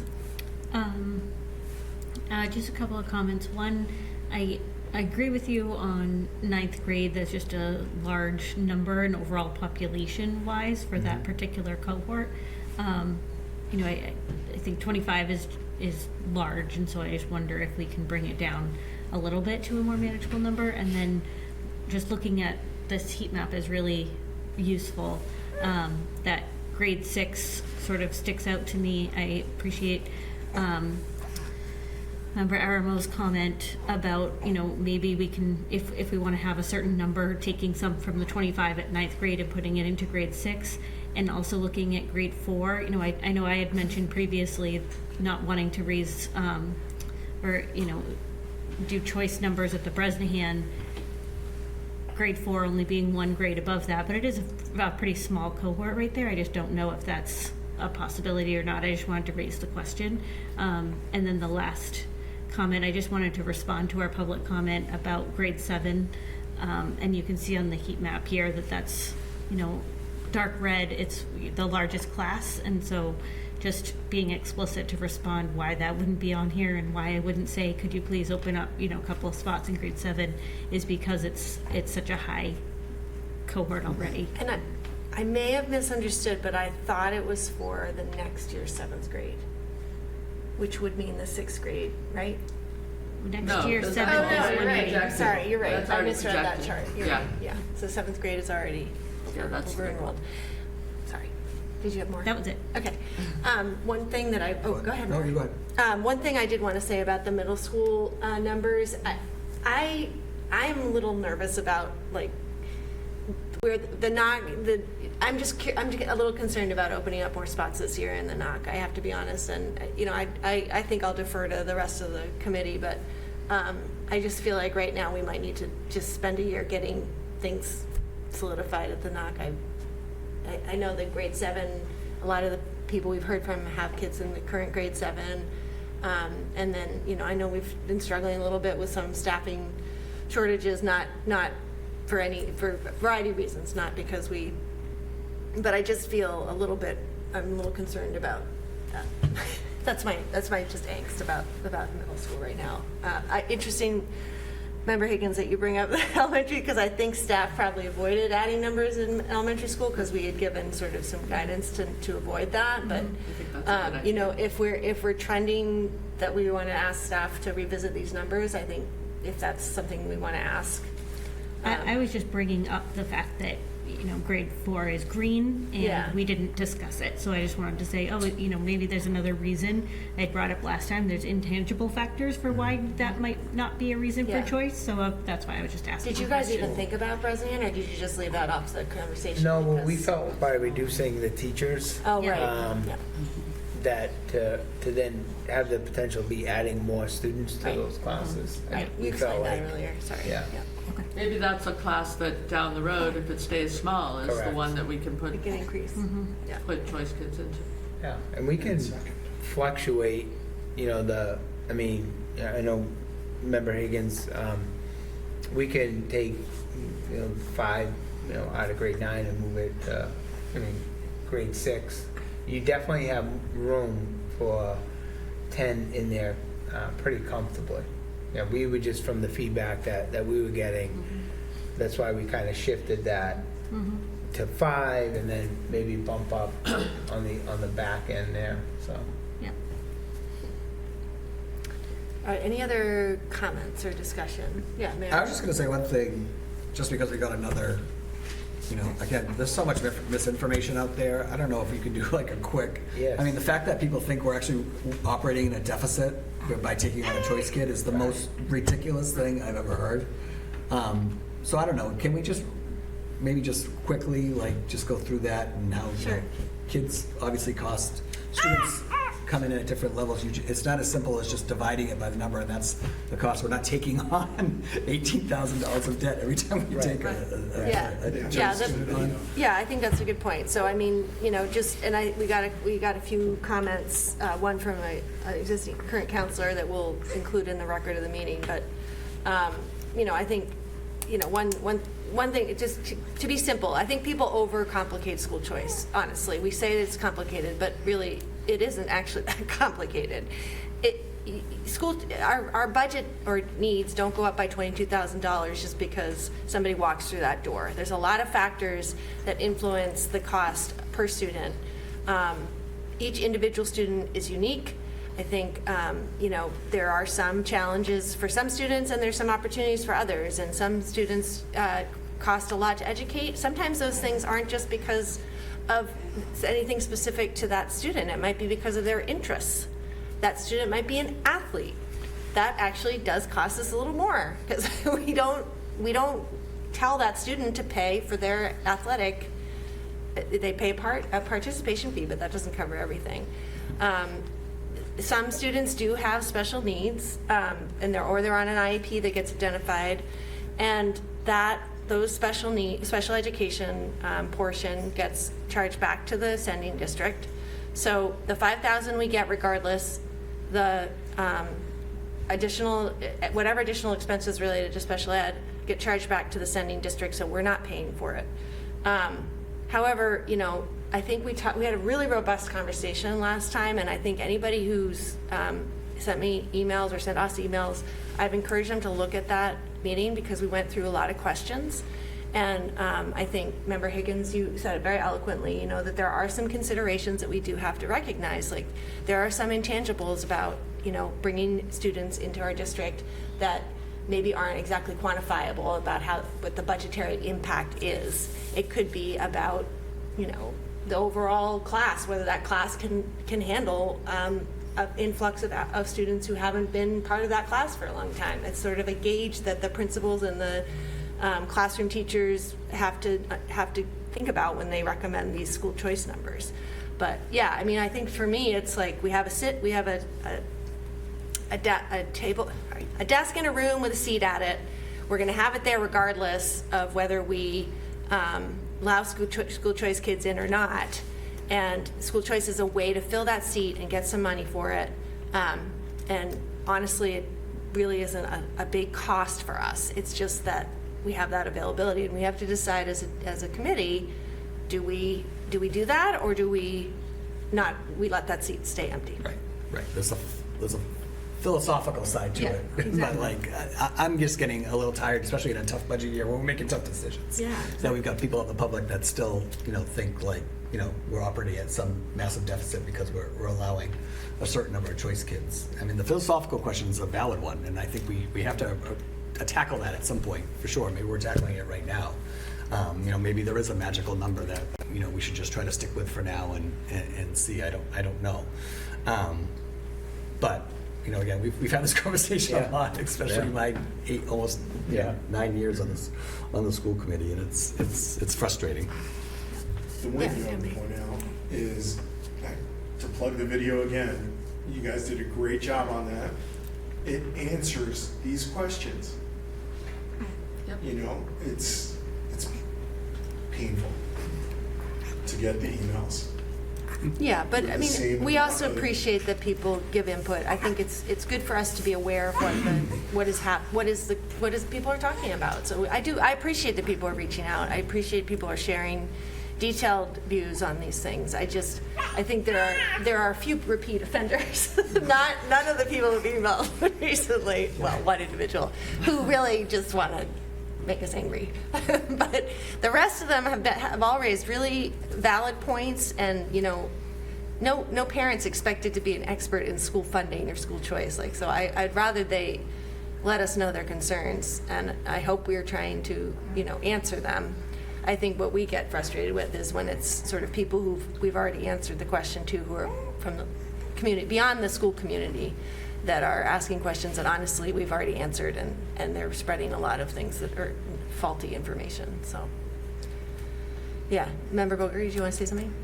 Well, no, I appreciate what all three of you just said, and I think it's important. I mean, I think it's incumbent on us to be as judicious and diplomatic as possible, and not to over-index any specific representative, because you would end up just listening to the last person that you talked to, and people have very strong opinions. And I think the mayor's point is one to take into consideration, which is, if you've been talking about this for 9 years, we're going to be talking about the future, so we should just approach it with some sensibility about balance and making sure that we're defending a valid, legitimate program that's effective, that provides a lot of benefit to the community, and also not over-leverage something to the point at which it becomes politically unsustainable. And given the level of communication we've gotten across the spectrum, people supporting it, people criticizing it, people trying to figure it out, there certainly is some absence of financial knowledge there from some sectors for sure, but there's also a lot of very legitimate concerns and thoughts and considerations about how the community's education system operates. I don't think we're going to solve the 50 years of data on classroom size tonight, because it's all conflicts. All right, so I just wanted to go back to if we are anticipating a graduation rate of people graduating out of school choice would be 18, and/or people not coming back. It's an estimated 18, and this is based on historical, both actual graduation and historical attrition, basically. So, one thought is that we keep at that 18 range, and it would basically just be a status quo, which would, we might want to look at decreasing the, I guess, the 9th grade, but maybe keeping the 6th grade as proposed. I heard Member Aramo's suggestion, and I think if we were going to suggest increasing the number in 6th grade, I want to make sure that the principal has had a chance to comment on that before we vote on it, just to make sure that there's not another reason that number is at that number. Again, it could be more broader than just a capacity. It could be also just understanding the dynamics of that class and stuff. Wasn't the original suggestion 10, and then in the FinCom meeting, we were a little bit iffy on that, and so you brought it down? Yeah, we had discussions in FinCom looking at school choice. So the number Mr. Marcos and the staff was looking at was that 10. Okay. Is there a reason we're not looking more at fourth, as Member Higgins said, and also second? Because I that's think he's second answered it a few different ways. I think with the teacher reduction. We're eliminating teachers. And then you look at the current class sizes, right? Right. So you're still in the 20 to 21 range with the teacher reduction. So I think if you open up choice in those, then you start getting into that like 23, 24. So it shouldn't be green. It shouldn't be green, I guess. You're right. Right. That's a good point. Yeah, it's green. It's green. Green on the now. screen, but Right. it shouldn't be green after next True, year's budget. right. That's true. That's a good point. Vice Chair Walker, do you, before you kind of intonated, you have specific concerns about the sixth grade?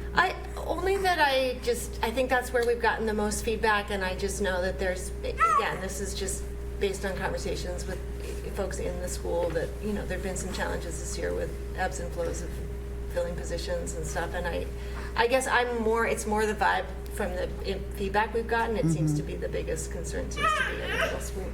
I thought it was the seventh grade. Yeah, but I think it's across all grades in the middle school. I mean, more certain than typical middle school concerns. I think I could be comfortable with 5 in the 6th grade, honestly. Okay. I think I would be a little bit nervous about increasing it. I just going back, so this is the enrollment. So you see the 124, grade 4. When you come down to 6, teachers now, so now your class size is at 20. If you had that at 7, then you could be adding, school choice. Yeah, and also, grade 4 is a huge transition year. Moving from the Brez to the Mullen is a huge transition year for the kids. It's a huge transition year for parents. Not messing with that is a good idea. So can I make a suggestion in terms of the numbers? I guess my recommendation for consideration would be we stick with the 5 as proposed for the 6th grade, and we lower the number in the high school, and this is merely me responding to the just sheer number of that to 45. I think I'd rather it get reduced to closer to 30 overall, so that would be an increase of, let's see, we have 20 there now, so an increase of 10.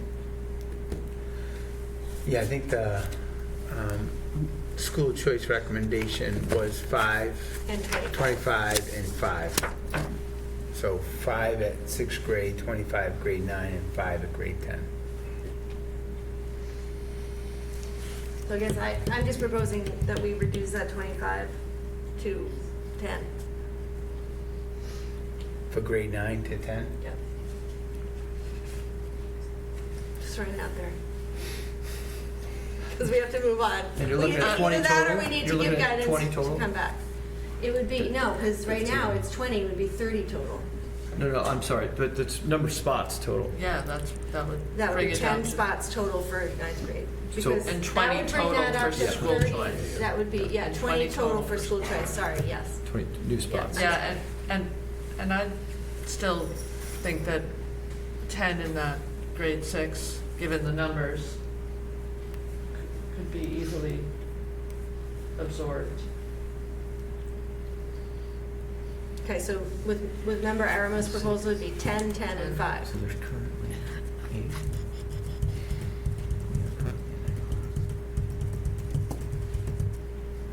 So it'd be a total of 25 across the district. I guess I'm not as concerned at the high school level with numbers, only, there's some projection around, what the change would be. Obviously, there are many 8th graders who choose other schools and go elsewhere, and we may not even know that yet. And we might not know that for a little bit, so. I know, but I think we need to vote tonight on the Yeah. number Oh, I that know. it could be, which could be 45 in ninth grade. Superintendent, can I ask a question? Sure. So the other 5 though was 10th grade? The other 5's in 10th grade, yeah. Even though like we're at 190 right there? Yeah. It's like to absorb 5 in that sophomore class would not, you know what I mean? It's not going to stress the system because of the multiple opportunities that, you know, the students can select for scheduling and things like that. What would be the low number, like, at what point do you start seeing not enough students to run classes? Well, that's what I was going to say. I was like, Because this I must- feel like especially at the high school, this must have we're helped. looking because at we- 158, and Yeah. a few kids don't decide to come back, somebody moves, and we Yeah. don't get an influx, and we So don't add any more. Right. So at the high school level, when you're doing your scheduling, it's geared on student selection, the Right. schedule selection. So one year you could have like 6 honors English 11 classes, and then next year you could have 4, Right. depending on the student selection. Right. Typically, your high school classes, like 15, if you get a high school elective that has 7 kids in it, you're probably not going to run that Right. class. Or if you have like 2 electives, you know, the students sign up, you know, it's sign up, there's 7 in this art and there's 7 in this art, well, now we can combine them. So there's a lot more flexibility of a high school schedule than you have it, especially elementary and even the middle school. So to absorb, it's not, you know what I mean? Typically, the high school, you're looking at overall like 800 kids. You can function pretty well. So, I mean, 800 I think would stretch the system. So when you're below 205, things like that, you do have some opportunities to increase slots. And typically, freshmen and sophomores is where we really opened up, you know, over the years, just opportunities. Yeah, and it seems like that's when you'd want kids to jump in, and everyone's coming from different, you know, you're coming from the middle school, coming Right. from the charter school, coming Yeah. from the IC, and then Yeah. like, it's the time to add someone to your community. Correct. Yeah. And then the numbers we have 8th grade, we don't necessarily know how many students aren't going to be going to the high school Right. yet, which is Ms. Shaw's point. So right now you're at 8th grade. I'm sorry, going into that freshman year, that's the number we have, but that 158 could drop. Yeah. You know, kids go, you know, Yeah. private school or, you know. Yeah. Typically, we've opened up 20, I think, consistently. And remember, we can anticipate they're all going to get filled, but they don't necessarily all get filled.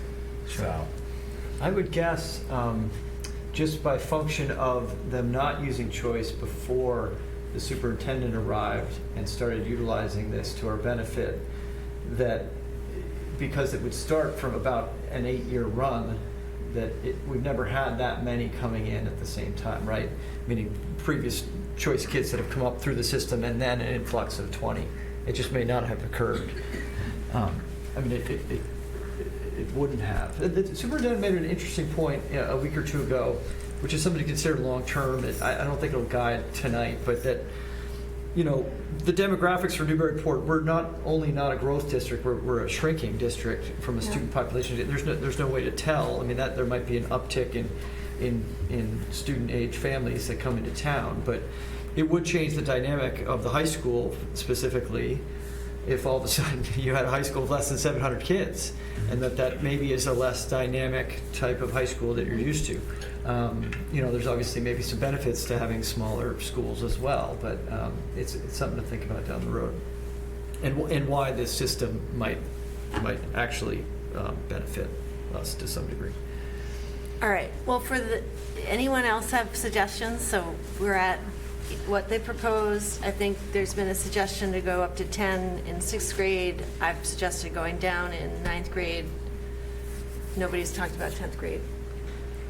I don't know. Is it 10th grade? Sorry. 10th grade's 10th five. grade's 5. I mean, I just look at, again, I don't know, again, I do think we probably this year should have a more philosophical, like to set some guardrails there, so like, you know what you're dealing with, but like for me, if I was gonna do it, 30 just, so if you do 4 and 10, that goes up to 30. 5 and 9, we got 25, and then if you did 6 in grade 6, then that brings it up to 15. I don't know. In my head, the number's 25, but we've got a 30 and a 26. I'm already looking at 26 in 8th grade, so. I don't know, it's a lot. Can we maybe take it in two pieces, just in the interest of voting and informally? How many of us would support a Could we go by grade? 5 in grade 6? Yeah. And how many would support 10 in grade 6? And, Yeah, just we can kinda go take by it grade. I piecemeal? think we just need to have an idea of where we're headed parameter-wise Okay, before we, right. yeah. I'm more comfortable with the 5 and 5 on either end, and in the middle I can be a little bit more flexible. I'd be okay with the 10. I'd be okay with even a compromise, 15 or 20. 25 seems high to me. That's right. Okay. And so, would you also consider increase for 6th grade, or you feel? I like- prefer the 5. Yeah, okay. Member Shaw, you have input on so we're just talking about 6th grade and 10th grade, 10th grade, 5 and 5. You feel comfortable with that, or? Yeah, 6th grade and 10th grade, yes.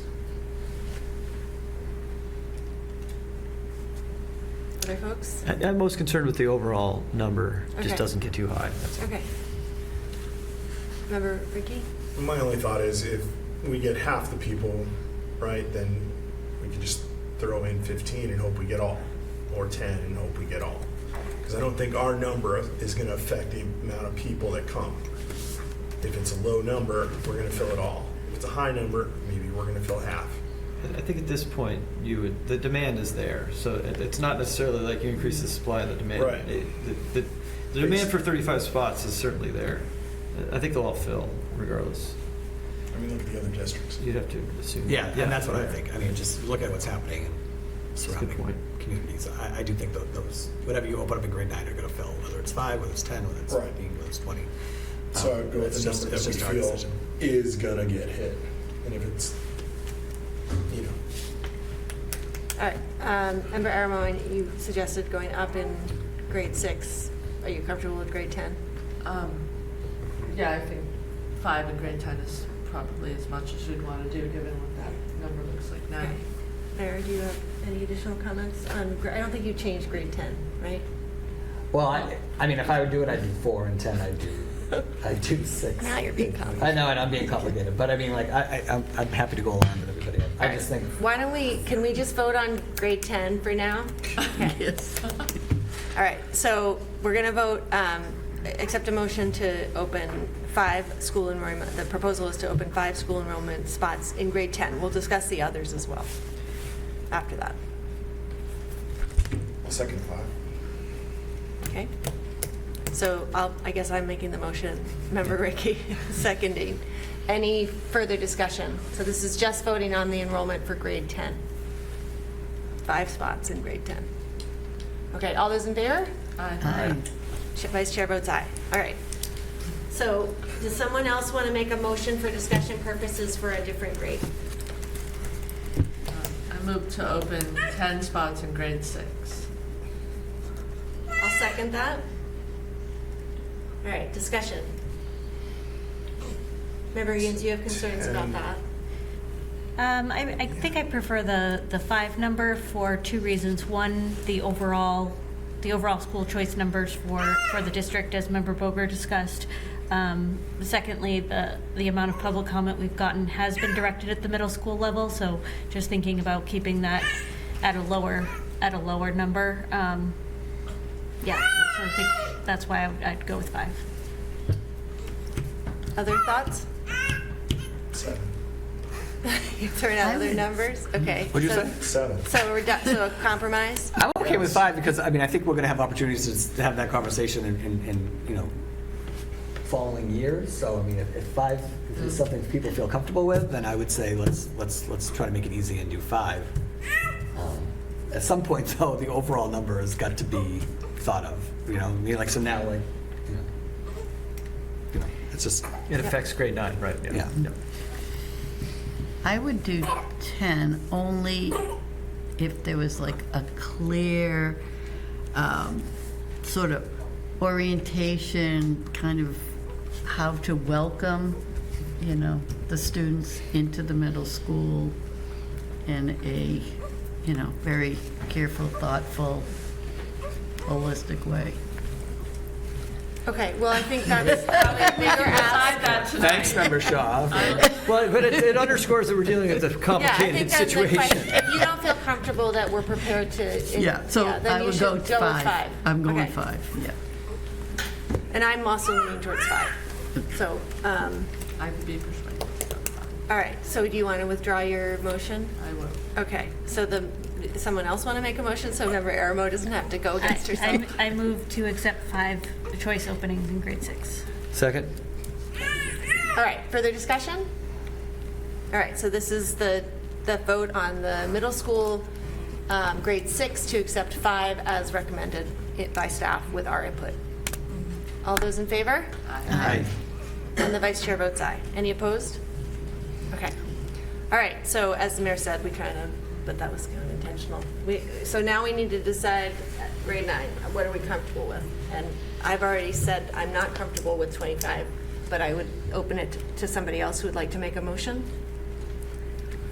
For the sake of discussion, I move to open 15 choice seats in grade 9. I'll second that. Discussion? I think that's a good compromise number. 'Cause we had a discussion about 10, we had a discussion about 20, and there's a lot of kids already in the system, which is a good thing, but yeah, you don't overdo it, so that's a good. I like 10. I just think, I don't know. It's just a lot. But I get what you're saying. No, I hear you. I'm trying to, It's a small class. We Meet 'em want in the them middle. to be able to fill those classes. And It's a small class, but that does bring it up to 20%. If we add 10. Well, if we had, the proposal was to add 15. Yeah, I'm just saying, if we had, as the mayor said, if we add 10, it's 20%. If we add more, it's, so we'd be at 196 total.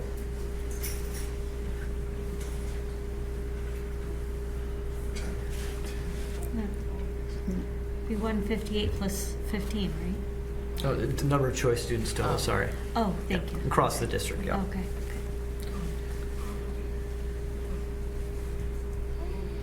I have to be honest, I'm more comfortable with 10 as well. I could be convinced if the majority of the group wants to go with 15. question. So superintendent, when you did this, assuming you're gonna have X amount of money, was that your budget figure, 50%? No, we don't really look at like, I think we look at like what we can afford. We don't like, oh, we need this many kids for the budget. We just look at the, the class sizes. Can we have some slots because those seats are going to be empty? So with that being said, because it's such a smaller class, we put Andy Wolfelt 25 who could definitely absorb. I think 15 would probably be a good number, targeted number, overall. I look at it the same way too, like we just talked about with 6th grade. Like if we did 10 this year, then maybe we're having this conversation next year about, do we want to add another 10? And then at least we've seen what 10 in that looks like, I guess. I do think people, coming from other districts are probably looking at grade 9 as like, all right, that's the year. Right. I want to fill up. But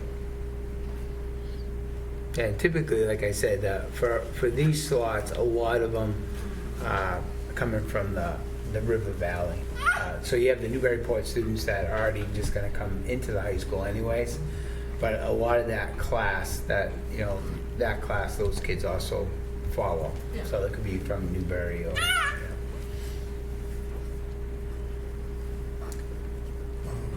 Okay, well, we might have a split vote here. Do we want to go ahead and vote and see where it falls? Yeah. Roll call vote. All right. So the amendment has, the Motion has been made, it's been seconded. Any further discussion before I call the vote? Okay, so the motion on the table is to increase the number of school choice to open up the number of school choice spots for grade 9 to 15 for the incoming school year. All those in favor? Aye. Aye. All those opposed? Nay. Nay. All right, so it's 2-4. Kathleen, did you? I didn't know. Remember Shaw? Switzerland over Oh my God. Are you abstaining? You're not 'Cause allowed- you're you not allowed officially to would play be a the- tiebreaker. You would Switzerland, try that's it. I would be a tiebreaker. You want to roll call it? All right, all right, so Member Higgins is aye. Are you abstaining? Shaw, Oh, I'll go aye, I guess. yes. I'm a little, Member Aramel, Aye. Boger, Nay. Ricky, Nay. Mayor. Nay. Oh, God. So I am the deciding vote.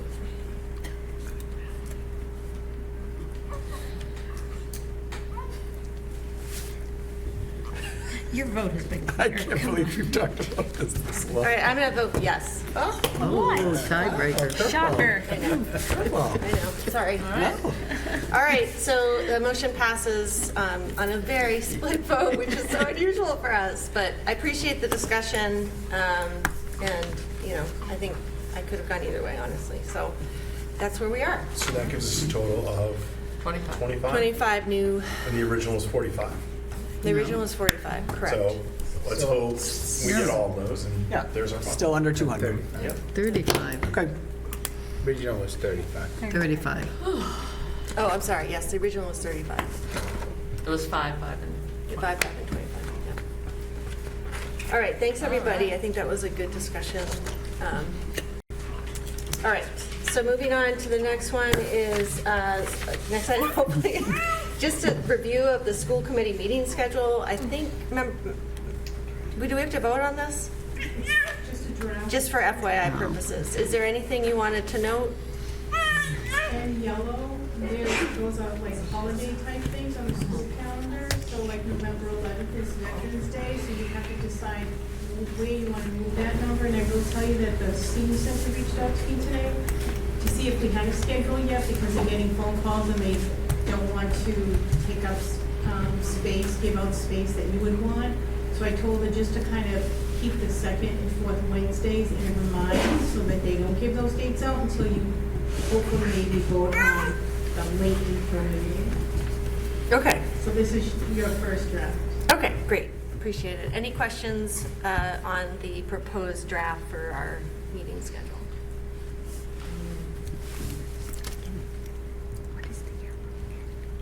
No questions? Yes? I'm just having a hard time. My packet isn't fully It's not loading? loading, so I can't see I it. think the superintendent's I'm trying to get to it. Page 207. Ethan's budget. It is, page 87.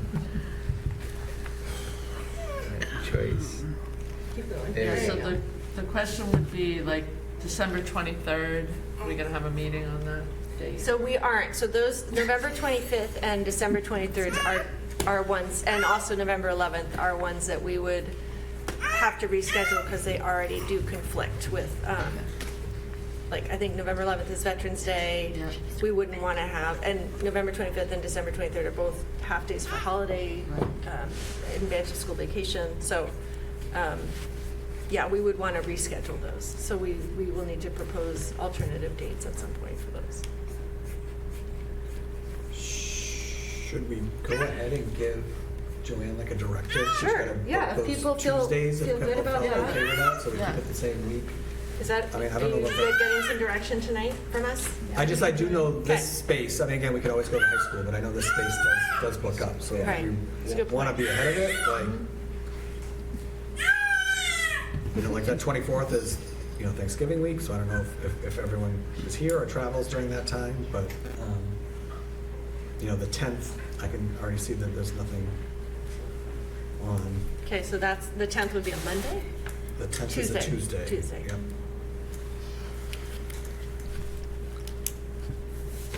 Is that the second Tuesday of the month? Probably. We could even do those for the, I would say either the 9th or the 10th, if we want to go back to Monday that week, just because there's no school, city council meeting on the 9th, it's, their meeting's on the 16th. So is election day the 3rd or the 10th? Election day, I believe, is the 3rd. Yeah, because it's not the first day, so it's the first Tuesday. Yeah. Right, Yeah, okay. but the 10th is the second Tuesday. Not great. The 10th would be in the second Monday? Tuesday. I can do Monday. Yeah. So we want to try Monday the 9th? Yeah, second Tuesdays, because we switched up. I was doing, yeah. All right, so potentially Monday the 9th? That Okay. works. Unless it's a city council meeting. It's not, they're Oh, meeting on the you've already- 16th. I have okay, that. in you my already have that, calendar. okay. And then for the November 25th alternative? After the holiday. Again, that Monday would work too. City council doesn't meet, Okay. only meets once in November, so that meeting on the 16th, so that 23rd is open too if you want to stay away from the Tuesday. All right, want to try Monday again? Any objections to that? Okay, Monday the 23rd, Okay.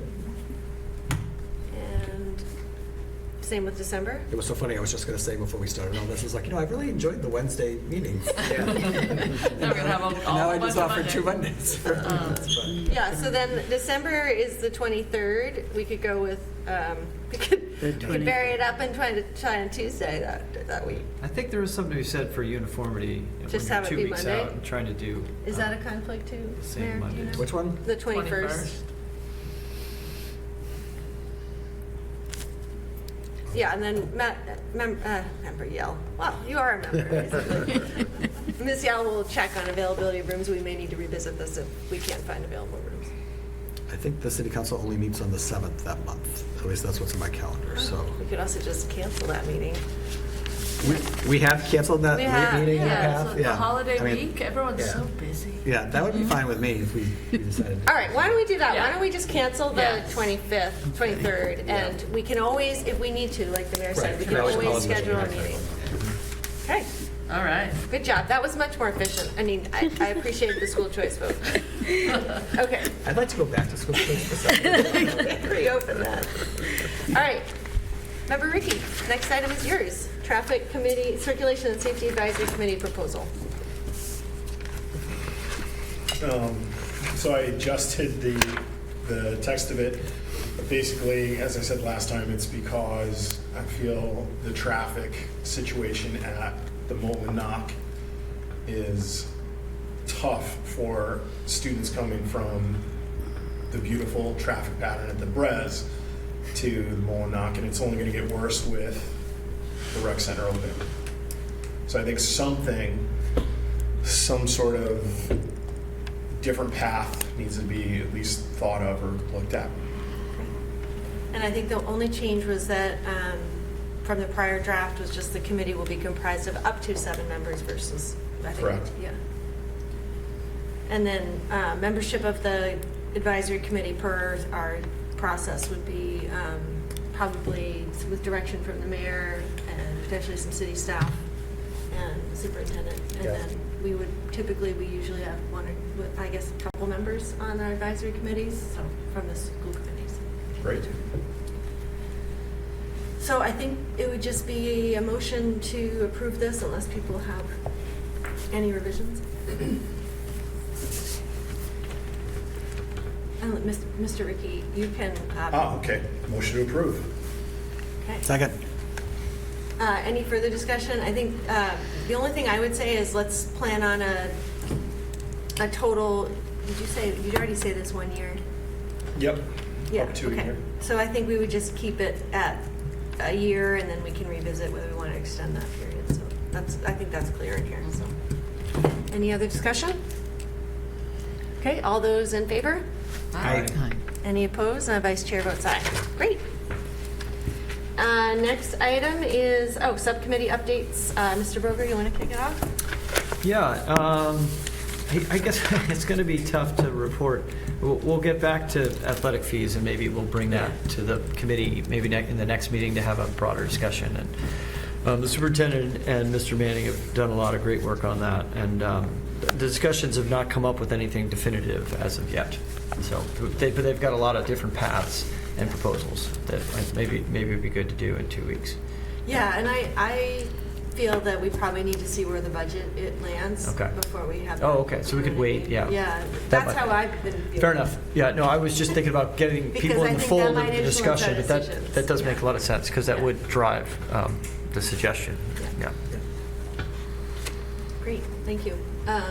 Next item is policy subcommittee. We have 2 items. Member Shaw. Yeah, so with a possible vote on ADDA background checks and ADDAR DCJIS model Corey Sorry. So I don't know if there's any discussion on that. Yeah, I think the changes are noted in your packet. Right. So you want to make a motion? Yeah, make a motion to approve with all those letters that I just Why don't we do them separate? one at a time? Okay, all right. So the first one, ADDA background checks. Make a Second. motion to approve. Thank you. Second. Any discussion? All those in favor? Aye. And Vice Chair votes aye. Okay, next one. And ADDAR DCJIS model Corey Sorry. Second. Thank you.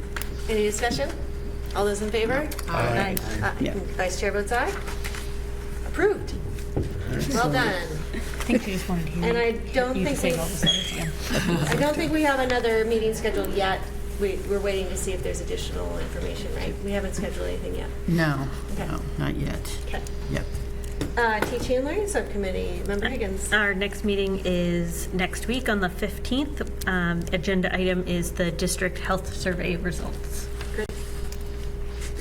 CPAC. Yeah, the next meeting is May 7th, which is scheduled to be in person, Okay. which will be at the Milk Library. Okay. And Member Aramo, anything to report from the NEF? No, we haven't met since our last school committee meeting. I believe our next meeting should be next week on the 15th. Okay. Great, thank you. And Superintendent's report. And thank you for hanging in there. This is after being out. Oh, that's Yeah, right. that was crazy. It's a late night. Go ahead. I missed you guys last We school missed committee a lot. I was thinking about you going into surgery. Oh, that's sad. That's the case. Which is worse. That's worrisome Sorry. on so many I'm really levels, sorry. Sean. Just some updates here. As you know, we've talked about this, the Collins Center doing the efficiency study with the city. On the school side, they've done all of their interviews, looking at different departments that we have. We're giving them the final data requests, job descriptions, and we're working with them. What the idea is, once they have all of our information, they're going to compile a report, I believe, Mayor, and then present some findings in It won't be the till the fall. end of this year, in the fall. End of the yeah. fall. I think in the beginning of the fall, they'll have recommendations from this. But I just want to credit the admin team, central office, for doing a lot of work, getting them a lot of the information that the consultants were looking for. We had our first AI advisory update, our subcommittee. It was a very productive meeting. We have parents, school committee members, also central office personnel, our IT, high school teachers, elementary and middle school.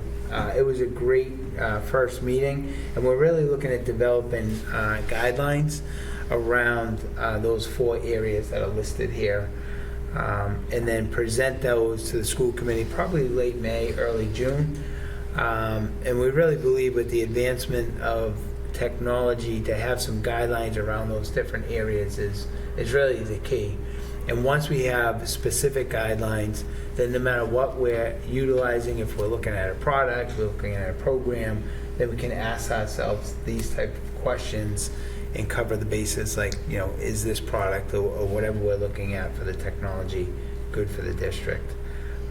So we had a great working group. Can I just interject? Surely. I'm sorry. I think one thing I just wanted to add, I think our high school students it was great to, I mean, I think their point, one of them said very eloquently that, and I think she's on the advisory group, but she said, you know, this is our industrial revolution. Like, this is a big deal for us, and that we need to figure out how to handle it. It's the biggest thing for our generation. And, you know, I think I appreciated her perspective that regardless of how we all feel about AI, her perspective was we need to be prepared and we need to be equipped to deal with it. And I just, it was refreshing and a good reminder to me to not be afraid. And I think the group, I mean, for our group, the parents that we have there are in the tech industry.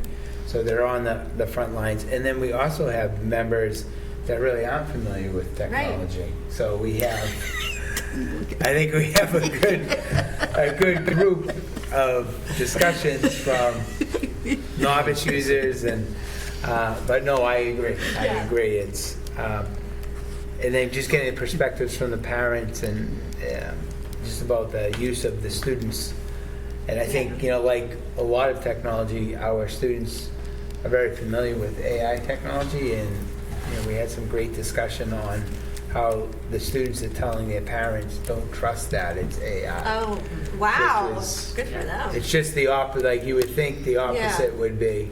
But I think the students are pretty savvy on some of the boundaries and limits of AI. So it was some good initial discussions. So your next meeting is May 7th. May 7th, correct. May 7th. Thank you. Yes. And then just a one highlight, you know, music in our schools month celebration, and just an amazing week of hundreds of students that are in our musical program. And so we had strings, we had band, we had chorus, and just a credit to Stephanie Phillips and our whole performing arts team. Remember, that was that's like when we look at resources, reallocating, how can we do things better? This team really has actually jumped on all of that, and they're not just a school music teacher now, they're district-wide, and they work together. And through Stephanie's leadership, looking at schedules, they're all working in all the different schools. So I think that's been a big piece of growing the program. So it was really just a really great week in celebrating the enhancement of that program, which was really, really great. So those are our 3 little updates for everybody. I think it's so exciting to have, you know, for the kids in the Mullen to be able to see so much of the older kids and where they're going and be excited. It's awesome. And the high school students are coming down and working with those. So some of our best singers in the chorus at the high school are working with the Mullen students. That's awesome. So exciting. It's really exciting. I feel like we lost a lot of that during COVID, that like older kids working with younger kids at all the levels, so it's awesome. Yeah, I would agree. What was so great about the orchestra, I actually had my husband come, who plays, and the thing is that it exposed the kids, having that guest violinist or fiddle player, because she did more Americana and Cape Breton and Celtic and that sort of, and that exposes kids to some stuff other than traditional classical music. And I just remember when my kids were in school, the oldest one, like they were getting rid of the strings program disappeared, and you know, I ended up with a euphonium player. Anyways, So I'm so glad the strings are back. Other parents will be saved from that. I don't know what euphonium is, so you'll have to educate me on that. It's a baby tuber, basically. Oh. Yeah, Oh. yeah. I was thinking of a hand piano. No. A guitar.